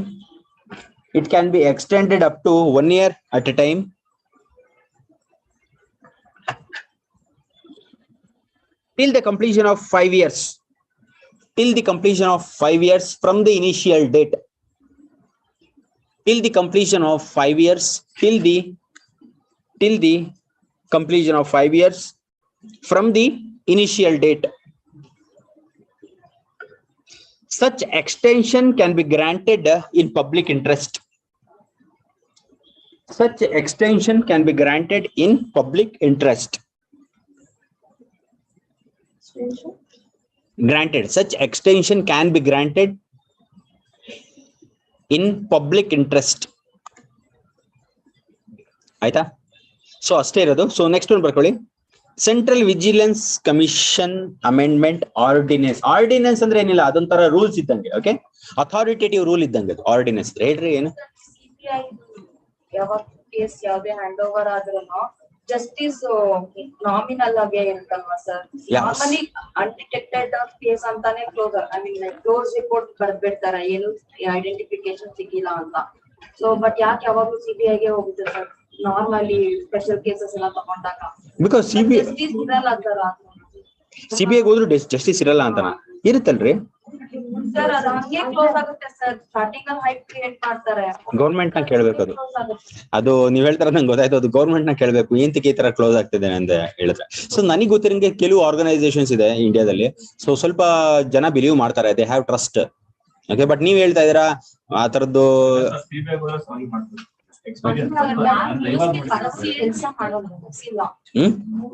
For example ಇವ್ರದ್ದು IAS officer DK Ravi hand over ಆಯ್ತು,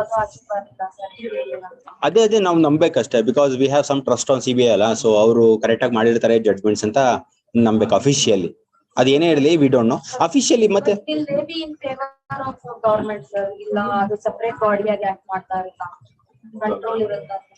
actually ಅವರು CBI ಎಲ್ಲ they are efficient people's ಅಲ್ಲ, ನಿಮ್ ತರಾನೇ bureaucrats ಇರ್ತಾರಲ್ವಾ ಅದರಲ್ಲಿ. So they will actually go in un unbiased manner ಅಲ್ವಾ.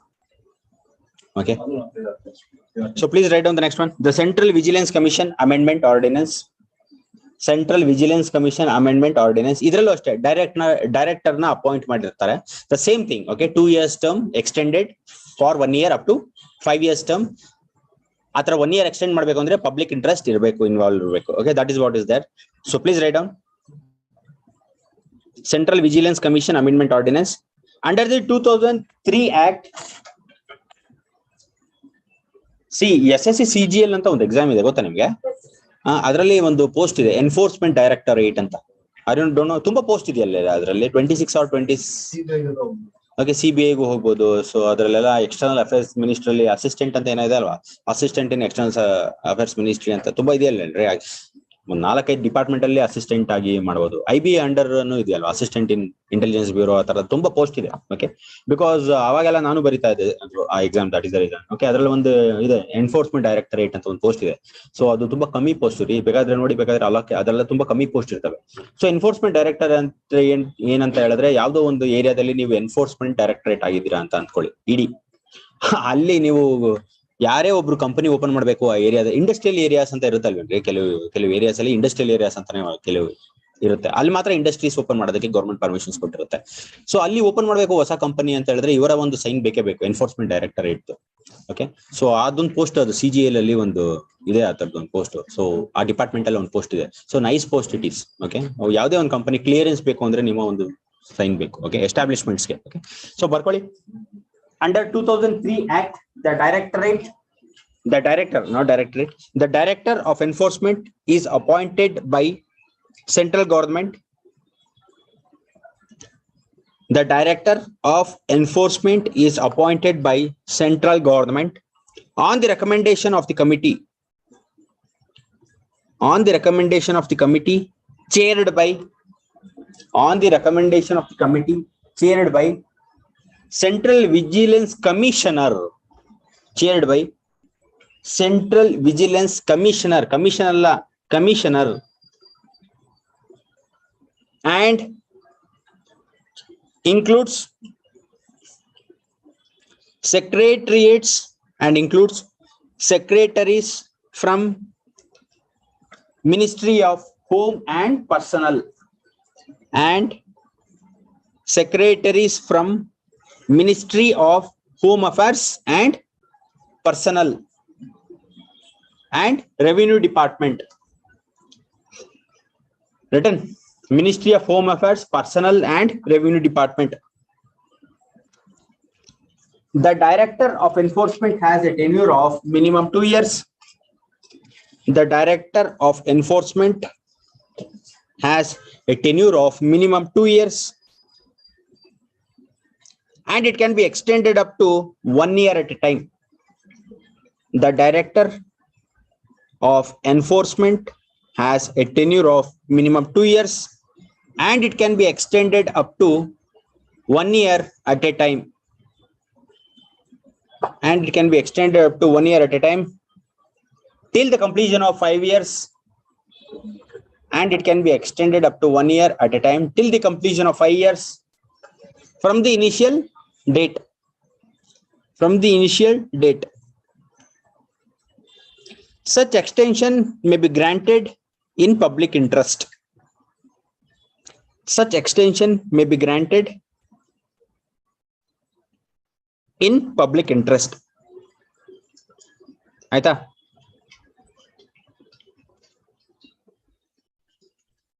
So next ಏನು ಹೇಳುತ್ತೆ ಅಂದ್ರೆ the election laws amendment bill ಅಂತ ಬಂತು. Okay, 2021 ಡಿಸೆಂಬರ್ ಅಲ್ಲಿ ಏನಂತ ಹೇಳ್ತಾರೆ ಇದು ಅಂತ ಹೇಳಿದ್ರೆ, the persons, the armed personals ಎಲ್ಲ ಇರ್ತಾರಲ್ಲ, armed personals, so those people, if they are actually working outside India,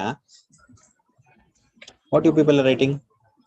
ನಾನು ಹೇಳ್ತೀನಿ ಫಸ್ಟ್, ಆಮೇಲೆ ಬರ್ಕೊಳ್ಳಿ ಇವ್ರಂತ.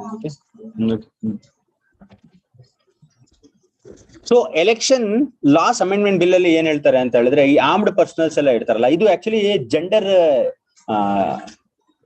Not this one. ಓಕೆ, ಇದ್ರಲ್ಲಿ ಏನ್ ಹೇಳ್ತಾರೆ ಗೊತ್ತಾ, ಎಲೆಕ್ಟ್ರಲ್ ರೋಲ್ಸ್ ಇರ್ತಾರಲ್ಲ, ಅದ್ರಲ್ಲಿ ಎಲೆಕ್ಟ್ರಲ್ ರೋಲ್ಸ್ ಅಲ್ಲಿ ಒಂದು ಆಧಾರ್ ಕಾರ್ಡ್ ಲಿಂಕ್ ಮಾಡ್ಲೇಬೇಕು ಅಂತ ಇರುತ್ತೆ. not getting what I'm telling.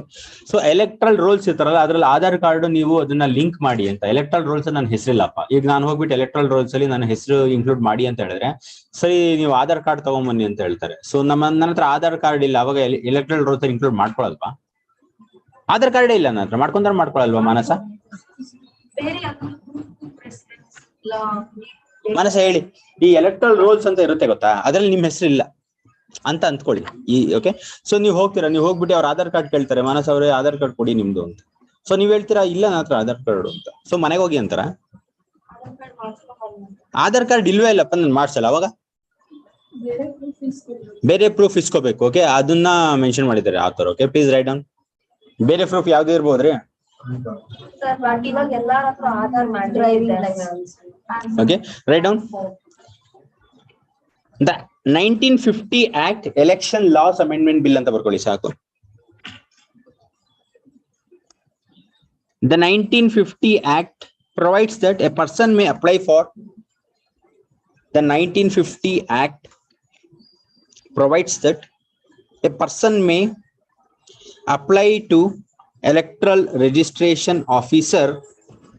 A person may apply to election register officer for inclusion of their name. A person may apply to electoral registration officer for inclusion of their name in electoral roll, for inclusion of their name in electoral roll of a constituency, of a constituency. The bill adds that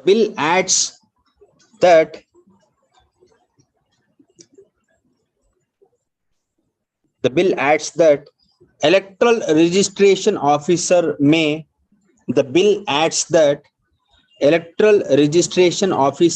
require to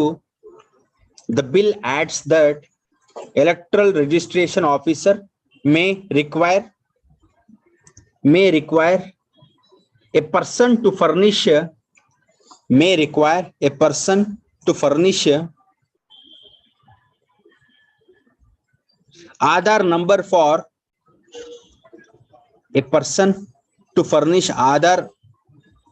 number for establishing their identity. The bill adds that electoral registration officer may require a person to furnish their Aadhaar number for establishing their identity. Next line. The person will not be denied. The persons will not be denied inclusion in the electoral roll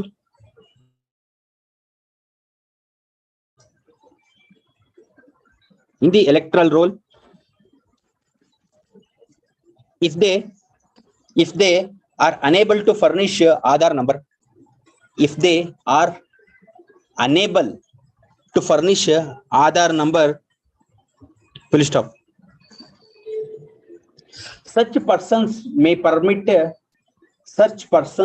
permitted to furnish. Such persons may be permitted to furnish alternate document prescribed by central government. Such persons may be permitted to furnish alternate document prescribed by central government. Okay. Alternative document prescribed by central government. ಆಮೇಲೆ ಇದು ಇನ್ನೊಂದೇನು amend ಮಾಡಿದ್ದಾರೆ ಅಂತ ಹೇಳಿದ್ರೆ, ಜನವರಿ 1 ಇತ್ತು, ಈಗ ನನ್ನ ಹೆಸರಿಲ್ಲಪ್ಪ, ಈಗ ಮಾನಸ ಅವ್ರ ಹೆಸರು ಅದ್ರಲ್ಲಿ ಇಲ್ಲ, ಅದ್ರಲ್ಲಿ ಎಲೆಕ್ಟ್ರಲ್ ರೋಲ್ ಅಲ್ಲಿ ಅವ್ರ ಹೆಸರಿಲ್ಲ. ಸೊ ಅವ್ರೇನ್ ಮಾಡ್ತಾರೆ, ನನ್ನ ಹೆಸರು ಇವಾಗ ನನಗೆ ಇನ್ಕ್ಲೂಡ್ ಮಾಡಿ ನನ್ಗೆ ಅಂತ ಹೇಳ್ತಾರೆ. ಸೊ ಅವ್ರು ಹೋಗ್ತಾರೆ ಫೆಬ್ರವರಿಗೆ ಹೋಗ್ಬಿಟ್ಟು ನನ್ನ ಹೆಸರು ಇನ್ಕ್ಲೂಡ್ ಮಾಡಿ ಅಂತ ಹೇಳ್ತಾರೆ. ಸೊ ಅವ್ರೇನ್ ಹೇಳ್ತಾರೆ, ನೋಡಿ ಮೇಡಮ್ ನೀವು ಜನವರಿ 1ಕ್ಕೆ ಬರ್ಬೇಕಾಗಿತ್ತು ಅಂತ ಹೇಳ್ತಾರೆ. ಓಕೆ. ಸೊ ಇವ್ರೇನ್ ಹೇಳ್ತಾರೆ, ಇಲ್ಲ ಜನವರಿ 1ಕ್ಕೆ ಬರಕ್ ಆಗ್ಲಿಲ್ಲ, ಇವಾಗ ನನಗೆ 18 years ದಾಟಿದೀನಿ, ನಾನು ವೋಟ್ ಮಾಡ್ಬೇಕು, ಸೊ ಎಲೆಕ್ಷನ್ ಅಲ್ಲಿ ಇನ್ಕ್ಲೂಡ್ ಮಾಡಿ. ಸೊ ಈ ಅಮೆಂಡ್ಮೆಂಟ್ ಏನ್ ಮಾಡಿದೆ ಅಂತಾರೆ, 4 ಡೇಟ್ ಕೊಟ್ಬಿಟ್ಟಿದ್ದಾರೆ. ಓಕೆ, ಜನವರಿ 1 ಇಲ್ವಾ, okay you come on April 1st, July 1st or October 1st. They have extended to 4 dates. ಮುಂಚೆ ಏನಿತ್ತು, ಜನವರಿ 1 ಅಷ್ಟೇ ಇತ್ತು. ಇವಾಗ ಇನ್ಕ್ಲೂಷನ್ ಮಾಡ್ಕೊಳೋದಕ್ಕೆ 4 ಡೇಟ್ ಇದೆ. ಯಾವ್ದಾವ್ದು? ಜನವರಿ, ಏಪ್ರಿಲ್, ಜುಲೈ, ಅಕ್ಟೋಬರ್. ಸಿ ಇದು ಕರೆಂಟ್ ಅಫೇರ್ಸ್ ಅಲ್ಲಿ ಮಾಡಿರಲ್ವೇನ್ರಿ, ನಾನು ಮಾಡಿದ್ದೆ ಅಂತ ಅನ್ಸುತ್ತೆ. I have not done this. ಜ್ಞಾಪನ ಇಲ್ವಾ ನಿಮ್ಗೆ? ಈ ಡೇಟ್ಸ್ ಜ್ಞಾಪನಕ್ಕಿಲ್ವಾ ನಾನು ಮಾಡಿರೋದು ಕರೆಂಟ್ ಅಫೇರ್ಸ್ ಅಲ್ಲಿ? ಜ್ಞಾಪನ ಇಲ್ವೇನ್ರಿ ಮೋಹನ್? ಯಾವ ಆರ್ಟಿಕಲ್ ಹೇಳಿ ಅನ್ನೋದು ಜ್ಞಾಪನ ಇದ್ರೆ? I have done this article. ಬರ್ಕೊಳ್ಳಿ ಆರಾಮಾಗಿ, ನಾನು ಹೇಳಿದ್ದಷ್ಟು ಬರ್ಕೊಳ್ಳಿ, ನಿಮ್ಮ ಓಟ್ಸ್ ಅಲ್ಲಿ ಬರ್ಕೊಳ್ಳಿ, ಅಲ್ಲಿ ಇರೋದನ್ನೆಲ್ಲ ಬರ್ಕೊಳಕ್ ಹೋಗ್ಬಿಡಿ. What I have told, enrolment ಅದು ಎಲೆಕ್ಟ್ರಲ್ ರೋಲ್ ಅಲ್ಲಿ ನೇಮ್ ಇನ್ಕ್ಲೂಡ್ ಮಾಡೋದಕ್ಕೆ ಜನವರಿ 1 ಡೇಟ್ ಇತ್ತು, ಬಟ್ ಇವಾಗ 4 ಡೇಟ್ ಕೊಟ್ಟಿದ್ದಾರೆ. ಓಕೆ, ಒಂದು ಕ್ಯಾಲೆಂಡರ್ ಇಯರ್ ಅಲ್ಲಿ 4 ಡೇಟ್ ಕೊಟ್ಟಿದ್ದಾರೆ. ಜನವರಿ 1, April 1, July 1, October 1. To write in your own words. ಅದು ರಿವಿಷನ್ ಮಾಡಿರೋದು, ಅಮೆಂಡ್ ಮಾಡಿರೋದು. ಅದು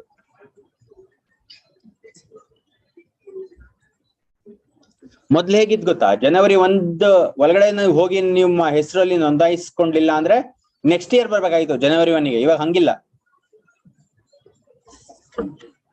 ಆಯ್ತಾ? ಎಸ್, 18 ವರ್ಷ. ಈಗ ಅದು ಎಂತ ಗೊತ್ತಾಯ್ತಾರ ಮಾಡಿರೋದು, ಈಗ ನನ್ಗೆ ಜನವರಿ 15ನೇ ತಾರೀಕು 18 ವರ್ಷ ಆಯ್ತಪ್ಪ, ನಾನು ವೋಟ್ ಮಾಡ್ಬೇಕು. ಓಕೆ, ಈ ಮೇಲೇನೋ ಎಲೆಕ್ಷನ್ ಇದೆ, ವೋಟ್ ಮಾಡ್ಬೇಕು. ಅವಾಗ ಇನ್ನೊಂದ್ಸತಿ ವೇಟ್ ಮಾಡ್ಬೇಕಾ, ಮುಂದಿನ ವರ್ಷ ತನಕ ಮುಂದಿನ ಎಲೆಕ್ಷನ್ಗೆ ವೋಟ್ ಮಾಡೋದಕ್ಕೆ. ಅದಕ್ಕೆ ಈ ತರದ್ದು ಪ್ರಾವಿಷನ್ ಮಾಡಿರೋದು. ಅರ್ನೋಡ್ಗಡೆ ಮೇಡಮ್ ಟೆಲಿಂಗ್. ಸೊ ಬರ್ಕೊಳ್ಳಿ. ನೆಕ್ಸ್ಟ್ ಏನಂತ ಇದೆ ಅಂತ ಹೇಳಿದ್ರೆ ಪ್ರಿಮಿಸಿಸ್ ಅಂತ. ಸೊ ಗೌರ್ಮೆಂಟ್ ಈ ಒಂದು ಅಮೆಂಡ್ಮೆಂಟ್ ಏನ್ ಹೇಳುತ್ತೆ ಅಂತ ಹೇಳಿದ್ರೆ, government is actually they can actually take premises. ಏಂತಕ್ಕೆ ಅಂದ್ರೆ ಕೆಲವು ಪರ್ಪಸ್ಗೆ ಮಾತ್ರ ಪ್ರಿಮಿಸಿಸ್ ತಗೊಳೋದು ಎಲೆಕ್ಟ್ರಲ್ ಪ್ರೋಸೆಸ್ಗೆ. ಏಂತಕ್ಕೆ ಅಂತ ಹೇಳಿದ್ರೆ, ಫಾರ್ ಎಕ್ಸಾಂಪಲ್ ಆ ಬ್ಯಾಲೆಟ್ ಮೆಷಿನ್ಸ್ ಇರುತ್ತಲ್ಲ, ಅದನ್ನ ಸ್ಟೋರ್ ಮಾಡೋದಕ್ಕೆ. ಆಮೇಲೆ ಯಾವುದೇ ಎಲೆಕ್ಷನ್ ಎಕ್ವಿಪ್ಮೆಂಟ್ಸ್ ಇರುತ್ತಲ್ಲ, ಅದನ್ನ ಸ್ಟೋರ್ ಮಾಡೋದಕ್ಕೆ ಪ್ರಿಮಿಸಿಸ್ ತಗೋಬಹುದು. ಫಾರ್ ಎಕ್ಸಾಂಪಲ್ ಗೌರ್ಮೆಂಟ್ ಸ್ಕೂಲ್ಸ್ ಎಲ್ಲ ತಗೊಳಲ್ವಾ, ಗೌರ್ಮೆಂಟ್ ಸ್ಕೂಲ್ಸ್ ಇಲ್ಲ ಎಲೆಕ್ಷನ್ ಕಂಡಕ್ಟ್ ಮಾಡಕ್ ತಗೊಳಲ್ವಾ, ಅದೇ ರೀತಿ ಇವರ ಒಂದು ಎಕ್ವಿಪ್ಮೆಂಟ್ಸ್, ವೋಟಿಂಗ್ ಎಕ್ವಿಪ್ಮೆಂಟ್ಸ್ ನ ಸ್ಟೋರ್ ಮಾಡೋದಕ್ಕೆ ಪ್ರಿಮಿಸಿಸ್ ಸ್ಪೆಸಿಫೈಡ್ ಡೇಟ್ಗೆ ಗೌರ್ಮೆಂಟ್ ತಗೋಬಹುದು ಅಂತ. ಓಕೆ, ಸೊ ಬರ್ಕೊಳ್ಳಿ. The 1951 act permits. Next time, the 1951 Act permits state government. The 1951 Act permits state government to requisition premises. The 1951 Act permits the state government to requisition premises needed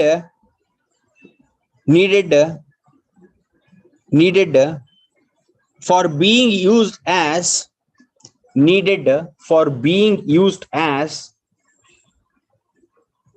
polling stations.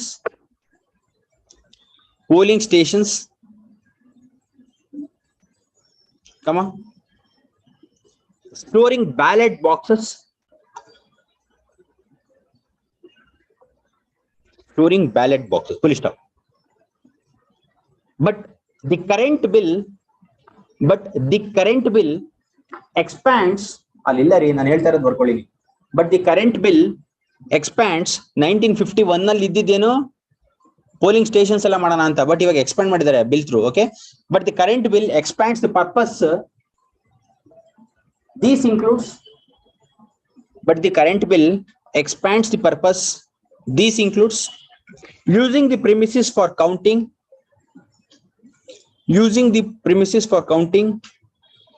storing voting machines, poll related materials, premises for counting, storing voting machines and poll related materials, and accommodation of security forces and polling personnel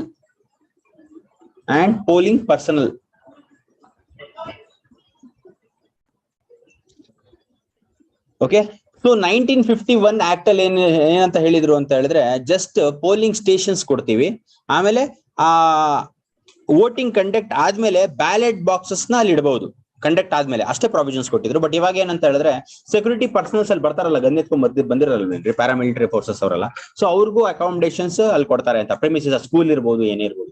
ಆಮೇಲೆ ಇಲ್ಲಿಂದ ಹೋಗ್ತಾರಲ್ಲ ಈ government ಟೀಚರ್ಸ್ನೆಲ್ಲ appoint ಮಾಡ್ಕೊಂಡಿರ್ತಾರಲ್ವಾ ಅಲ್ಲೆಲ್ಲ voting ಹಾಕ್ಸೋದಕ್ಕೆ. So ಅವ್ರು ಏನ್ ಮಾಡ್ತಾರೆ, ಈಗ ಇವರು ಬೆಂಗಳೂರಲ್ಲಿ ಇದಾರೆ ಅಂತ ಅಂದ್ಕೊಳ್ಳಿ, ನಿಮ್ ಹೆಸರು ಮಾಡ್ಬಿಟ್ಟೆ, ಮಂಗಳೂರು ಬೆಂಗಳೂರಲ್ಲಿ ಇದಾರೆ ಅಂತ ಅಂದ್ಕೊಳ್ಳಿ, ಅವ್ರಿಗೆ ಹಾಕಿದ್ರು ತುರ್ಬೇಕೆರೆಗೆ ಅಲ್ಲ ಹೇಳಿದ್ದು. ಸೊ ಅಲ್ಲೊಂದು ಸ್ಕೂಲಲ್ಲಿ ಹಾಕಿದ್ರು.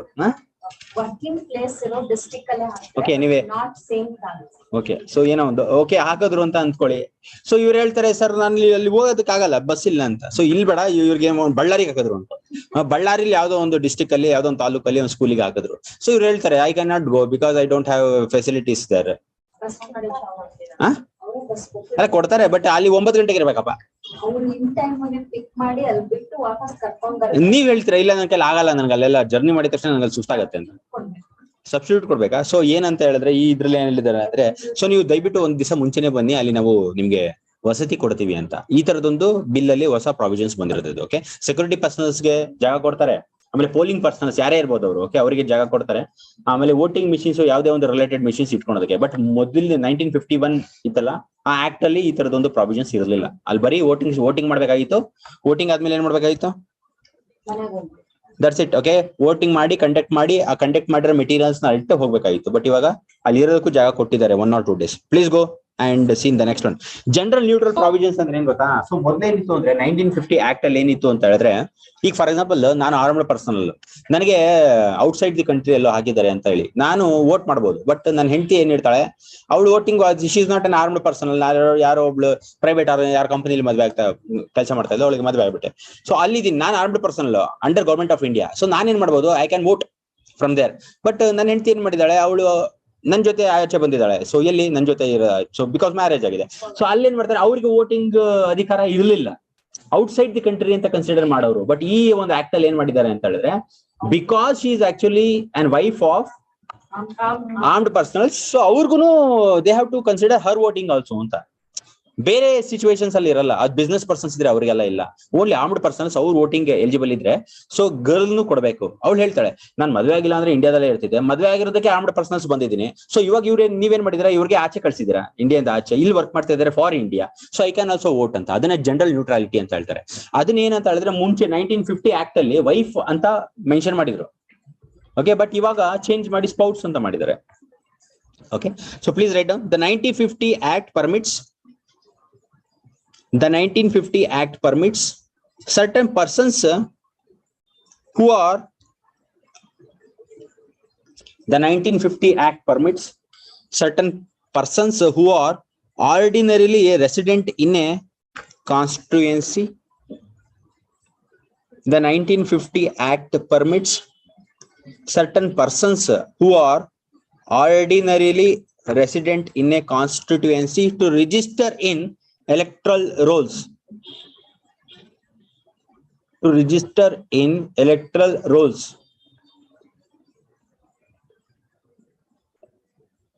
Such persons include those holding a service qualifications. Such persons include those holding a service qualification. The 1950, I will tell from there, okay?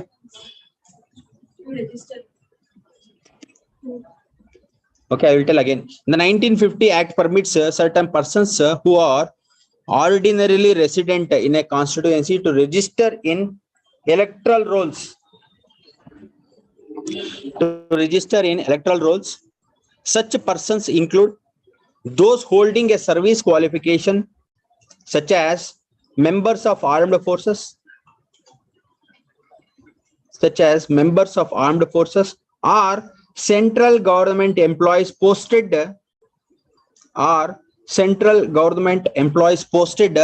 outside India.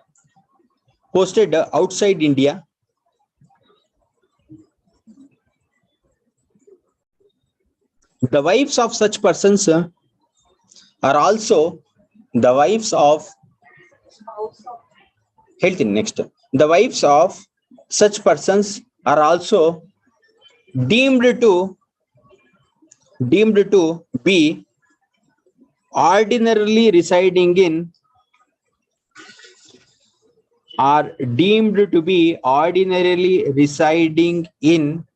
the same constituency if they reside with them. Same constituency if they reside with them. So in case of children major ಆಗಿದ್ರೆ above 18 years ಅವರಿಗಿಲ್ಲ ಮತ್ತು ಅದೇ constitution ಇವಾಗ ಜೊತೆಗೆ ಇರ್ತಾರಲ್ಲ ಅಂದ್ರೆ children's ಅವ್ರಿಗಿಂತ ದೊಡ್ಡವರಾಗಿದ್ರೆ ಅವ್ರಿಗಿಲ್ವಾ ಅಂತ ಅವ್ರಿಗೂ ಇರುತ್ತೆ. ಓಕೆ, ಈ ಬಿಲ್ ಅಲ್ಲಿ ಏನಿಲ್ಲ, ರೀಪ್ಲೇಸ್ ಮಾಡಿದಾರೆ ಅಷ್ಟೇ. ವೈಫ್ ಅನ್ನೋದು ಮೊದಲೇ ಇತ್ತು provisions, they have replace the word wife as spouse, ಯಾಕಂದ್ರೆ ಜನರಲ್ ನ್ಯೂಟ್ರಲ್ ಪ್ರಾವಿಷನ್ಸ್ ಕೊಡಬೇಕು ಅಂತ ಅಷ್ಟೇ. ಓಕೆ, ಬಟ್ 1950 ಆಕ್ಟ್ ಅಲ್ಲಿ ಅದು ಪ್ರಾವಿಷನ್ ಇರೋದಕ್ಕೆ ಅದು ಇಂಪಾರ್ಟೆಂಟ್, ಅದಕ್ಕೆ ಹೇಳ್ತಾ ಇರೋದು. ಓಕೆ, ಎಲ್ಲಿ ತಗ ಬರ್ಕೊಳ್ರಿ?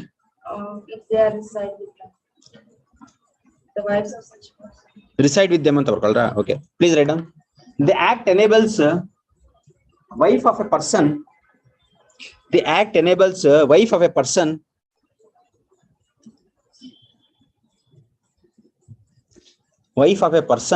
holding service qualification to vote either. The act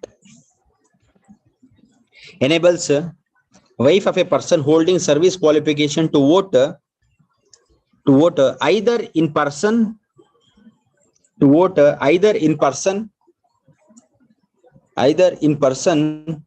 or by postal ballot. Full stop. Either in person or by postal ballot. Full stop. Continue. The bill replaces the term wife. With spouse. The current bill anta hakoli. Okay, the current bill replaces the term wife with spouse in both the acts. ಯಾವ act? 1950 act ಆಮೇಲೆ 1951 act, both act ಅಂದ್ರೆ. Okay, in both the acts.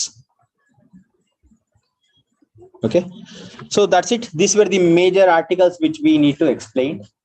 So ಇವಾಗ ಏನಂತ ಹೇಳಿದ್ರೆ ಸ್ವಲ್ಪ supplementary details ನೋಡ್ಕೊಂತ ಹೋಗೋಣ. So ಎಷ್ಟು ಆರ್ಟಿಕಲ್ ಎಕ್ಸ್ಪ್ಲೇನ್ ಮಾಡಿದ್ವಿ? How many articles we have explained? 4, 5.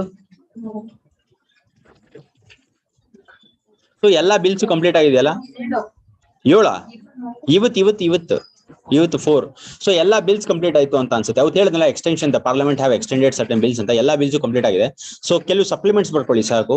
So tornado ಅಂದ್ರೆ ಏನು ಅಂತ. ಸೊ ಟೋರ್ನಾಡೋ, ಸೊ ಇದು geography concept. So current affairs ಅಲ್ಲಿ ಯಾವಾಗ್ಲೂ ಬರ್ತಾನೆ ಇರುತ್ತೆ ಟೋರ್ನಾಡೋ. ಓಕೆ, ಸೊ ಕ್ವಶನ್ಸ್ ಬರ್ಬೋದು ಪ್ರಿಲಿಮ್ಸ್ ಅಲ್ಲಿ. So that is the reason. Just give a note and write what is tornado. Tornado is a narrow. ನಾನು ಹೇಳೋಷ್ಟು ಬರ್ಕೊಳ್ಳಿ, ಅಲ್ಲಿ ಇರೋದೆಲ್ಲ ಬರ್ಕೋಬೇಡಿ. ಟೋರ್ನಾಡೋ is a narrow violently rotating column of air. Tornado is a narrow, violently rotating column of air that extends from a thunderstorm to the ground. That extends from a thunderstorm to the ground.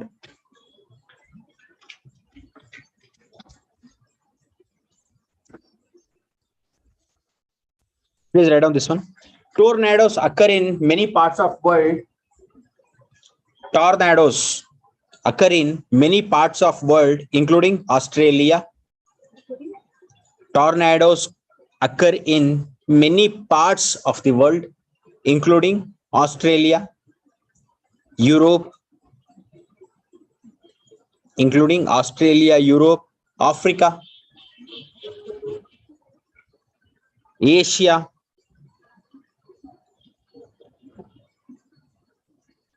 and South America.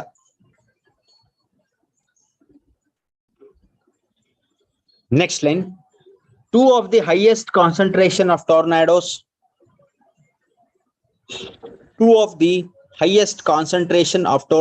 outside the US are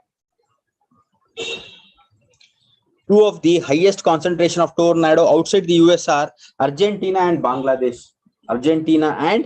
Bangladesh. Okay, ಅಷ್ಟೇ ಬರ್ಕೊಳ್ಳಿ ಸಾಕು. Argentina and Bangladesh. ಆಯ್ತಾ? Okay, so ಇದೇನ್ ಬರ್ಕೊಳಕ್ ಹೋಗ್ಬೇಡಿ, ಯಾಕಂದ್ರೆ civil service exam ಅಲ್ಲಿ ಈ ತರದೆಲ್ಲ ಕೇಳಲ್ಲ. ಬಟ್ ಜನರಲ್ ಆಗಿ ನಿಮಗೆ ಗೊತ್ತಿರಬೇಕು ಏನಂತ ಹೇಳಿದ್ರೆ, ಟೋರ್ನಾಡೋ ಯಾವಾಗ ಬೇಕಾದ್ರೂ ಬರ್ಬೋದು, ಡೇ ಟೈಮ್ ನೈಟ್ ಟೈಮ್ ಯಾವಾಗಾದ್ರೂ ಬೇಕಾದ್ರೂ ಬರ್ಬೋದು. ಬಟ್ ಮೋಸ್ಟ್ ಆಫ್ ಆಲ್ 4 ಗಂಟೆಯಿಂದ ಸಾಯಂಕಾಲ 9 ಗಂಟೆವರೆಗೂ ಬರೋ ಚಾನ್ಸಸ್ ಜಾಸ್ತಿ ಇರುತ್ತೆ. ಬರ್ಕೊಳಕ್ ಹೋಗ್ಬೇಡಿ ಅದು. ಓಕೆ, ಎಕ್ಸಾಮ್ಸ್ ಅಲ್ಲಿ ಆ ತರದೆಲ್ಲ ಏನ್ ಕೇಳಲ್ಲ. ಓಕೆ, ಜಸ್ಟ್ ತಿಳ್ಕೊಳ್ಳಿ ಸಾಕು. So let's move to the next one. So green hydrogen ಅಂದ್ರೆ ಏನ್ರಿ? ನಾನು ಹೇಳಿದ್ದೆ ಕ್ಲಾಸಲ್ಲಿ ನಿಮಗೆ ಬರ್ಕೊಂಡ್ ಬರೋದಕ್ಕೆ. Green hydrogen, what is green hydrogen Mohan?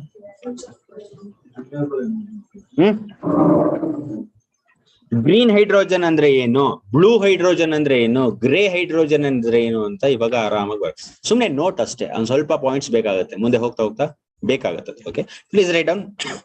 Green hydrogen is produced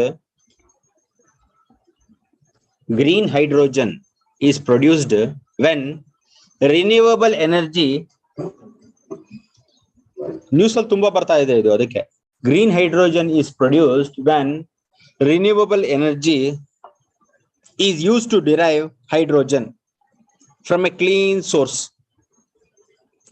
When renewable energy is used to derive hydrogen from a clean source, adu water source irbodu. Okay, from a clean source.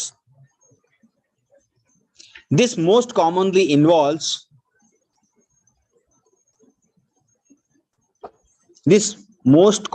involves electrolysis of water.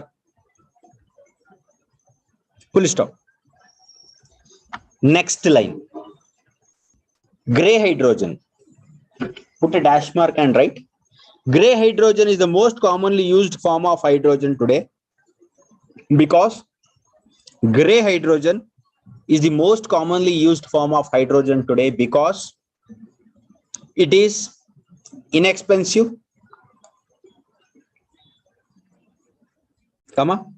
derived from natural gas. It is inexpensive, derived from natural gas, and uses fossil fuels as the energy source. It is most commonly used in chemical industry to make fertilizers,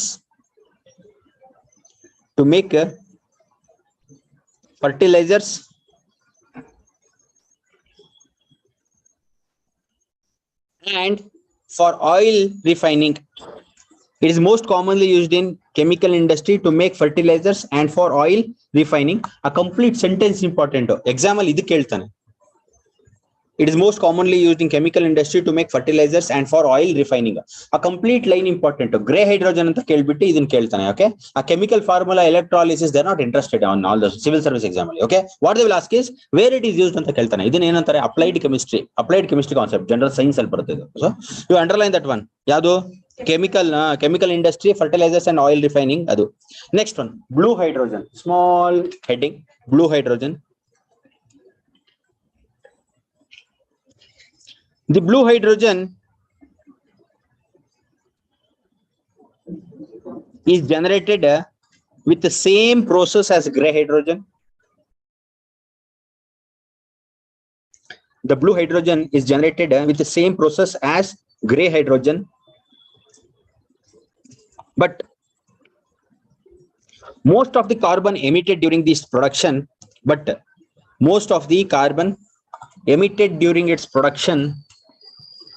is captured, but most of the carbon emitted during its production is captured and not released into the atmosphere.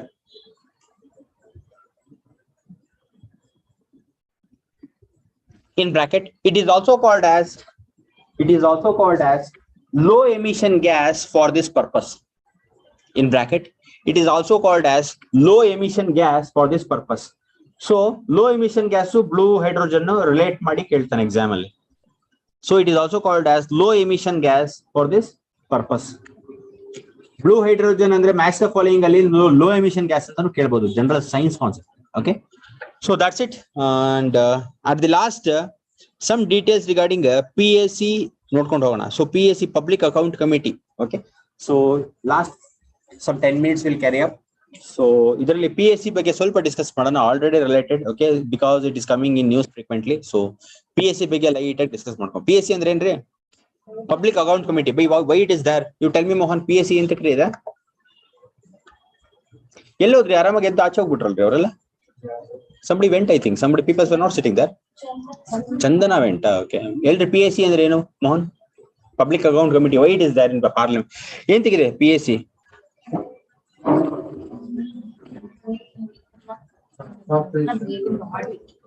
Appropriation ಏನ್ ಮಾಡ್ತಾನೆ? ಏನ್ appropriate ಮಾಡ್ತಾರೆ?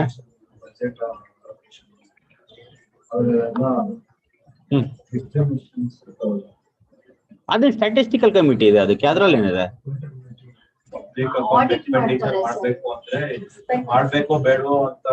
Very good. ಏನಂತ ಹೇಳಿದ್ರೆ, C public account committee ಏನ್ ಇದೆ ಅಂತ ಹೇಳಿದ್ರೆ, the whatever the actually allocation of the ದುಡ್ಡು ಅಲೋಕೇಟ್ ಮಾಡ್ತಾರಲ್ಲ, ಆ ದುಡ್ಡು ಯಾವ ಒಂದು ಪ್ರೋಗ್ರಾಮಿಗೆ ಹಾಕ್ಬೇಕು ಬೇಡವೋ ಅಂತ. Are you not getting? ಸುಮ್ನೆ ಎಲ್ಲೆಲ್ಲೋ ಹಾಕಂಗಿಲ್ಲ. Which is very much needed, ಅಲ್ಲಿ ಮಾತ್ರ ಪಬ್ಲಿಕ್ ಮನಿ ಹಾಕ್ಬೇಕು. Okay, so that is the job, main job of the public account committee. Okay, please write down. ಎಷ್ಟು ಹಾಕ್ಬೇಕು ಅಂತಲ್ಲ, ಗೌರ್ಮೆಂಟ್ ಸ್ಪೆಂಡ್ ಮಾಡುತ್ತಲ್ಲ, they will keep an eye on dum. Okay, they will keep an eye and they will give some suggestions so that it should not be spent on the unnecessary works. Okay, ಬರ್ಕೊಳ್ಳಿ ಸ್ವಲ್ಪ. Public account committee ಹೀಗೆ ಬರ್ಕೊಳ್ಳಿ. The committee on public account is constituted by parliament each year. The committee on public account is constituted by the parliament each year. The committee on public account is constituted by the parliament each year for examination of accounts showing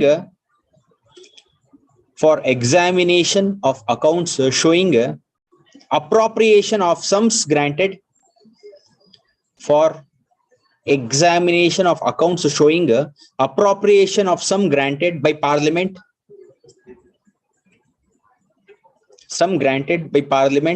for expenditure of government of India,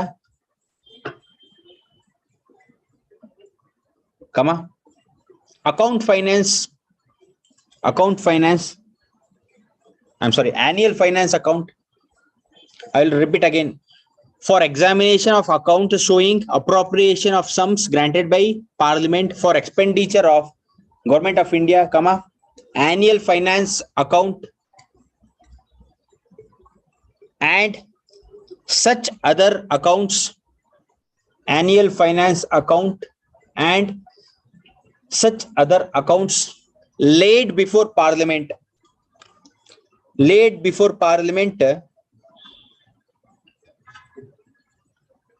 Laid before Parliament. Next line. The Committee on Public Accounts is the oldest. The Committee on Public Account is the oldest parliamentary committee. Is the oldest parliamentary committee. Important read though. These lines are important. The Committee on Public Accounts is the oldest parliamentary committee and was first constituted in the year 1921. And was first constituted in the year 1921. The committee consists of 22 members. The committee consists of 22 members. 15 are elected by Lok Sabha. Among these, 15 are elected by Lok Sabha. 7 members of Rajya Sabha are associated with it. 7 members of Rajya Sabha associated with it. Please stop. The speaker is empowered to. The speaker is empowered to appoint the chairman. The speaker is empowered to appoint the chairman of the committee from amongst its members. The speaker is empowered to appoint the chairman of the committee from amongst its members.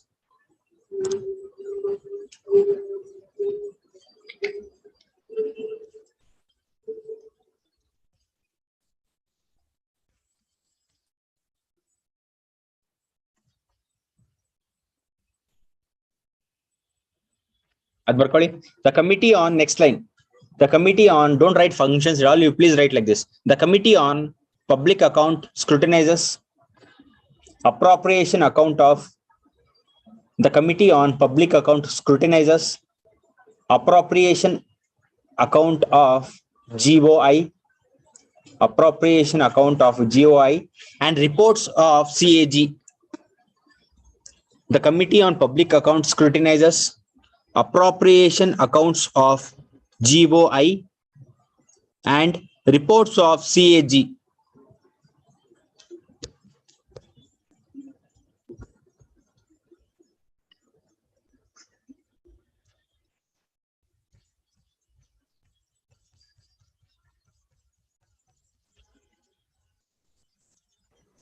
Sir, Yes, tell me.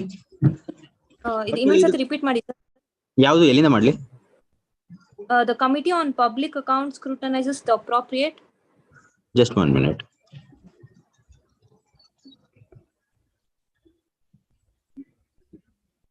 Okay, you please write down. The Committee on Public Accounts scrutinizes. Yes, sir.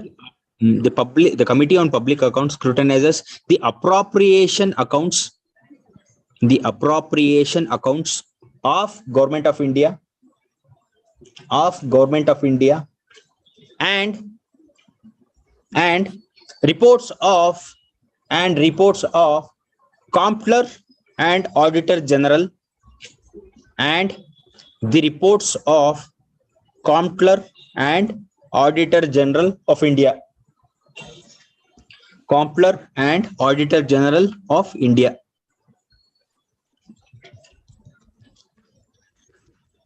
Yes, sir.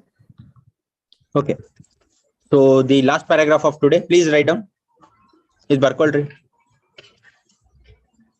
While scrutinizing. Wait, not that.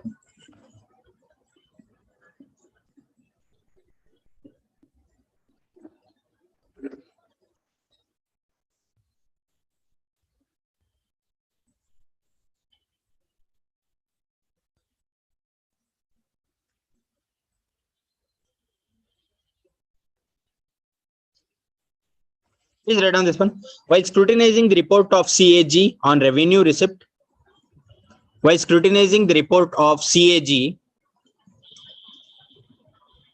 on revenue receipts, comma, the committee examines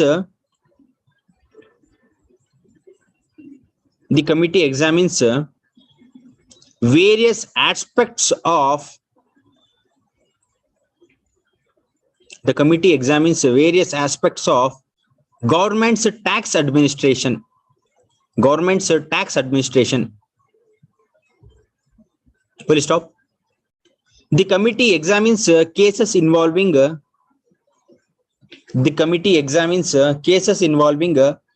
under assessment, tax evasion.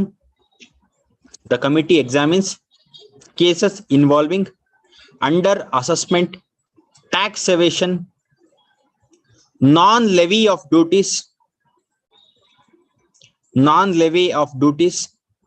misclassification, etc.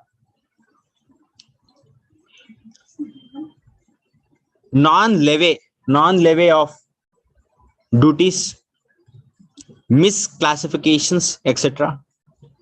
It also identifies the loopholes in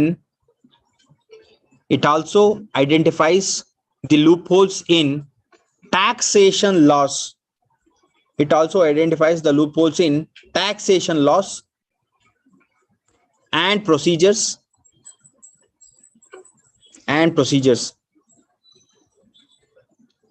It also makes full stop. Continue. It also makes recommendations in order to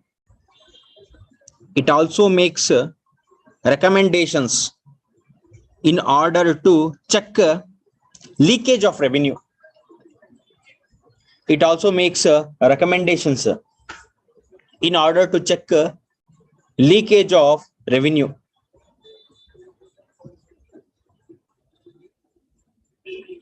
Okay. So let's wind up the session here.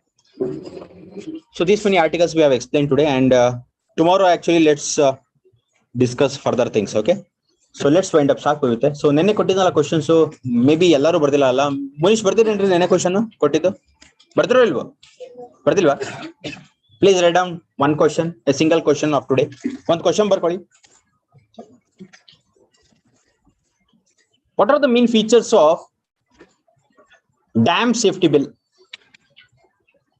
What are the main features of dam safety bill?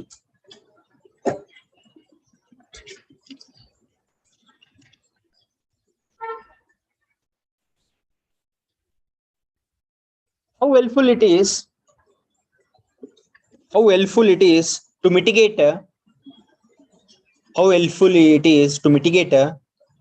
disaster management in India.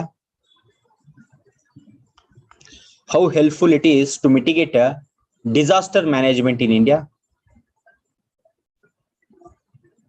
Discuss by taking recent examples. Discuss by taking recent examples. Okay, so 20 marks question. It's a bigger question. 20 marks question. Okay, 20 marks.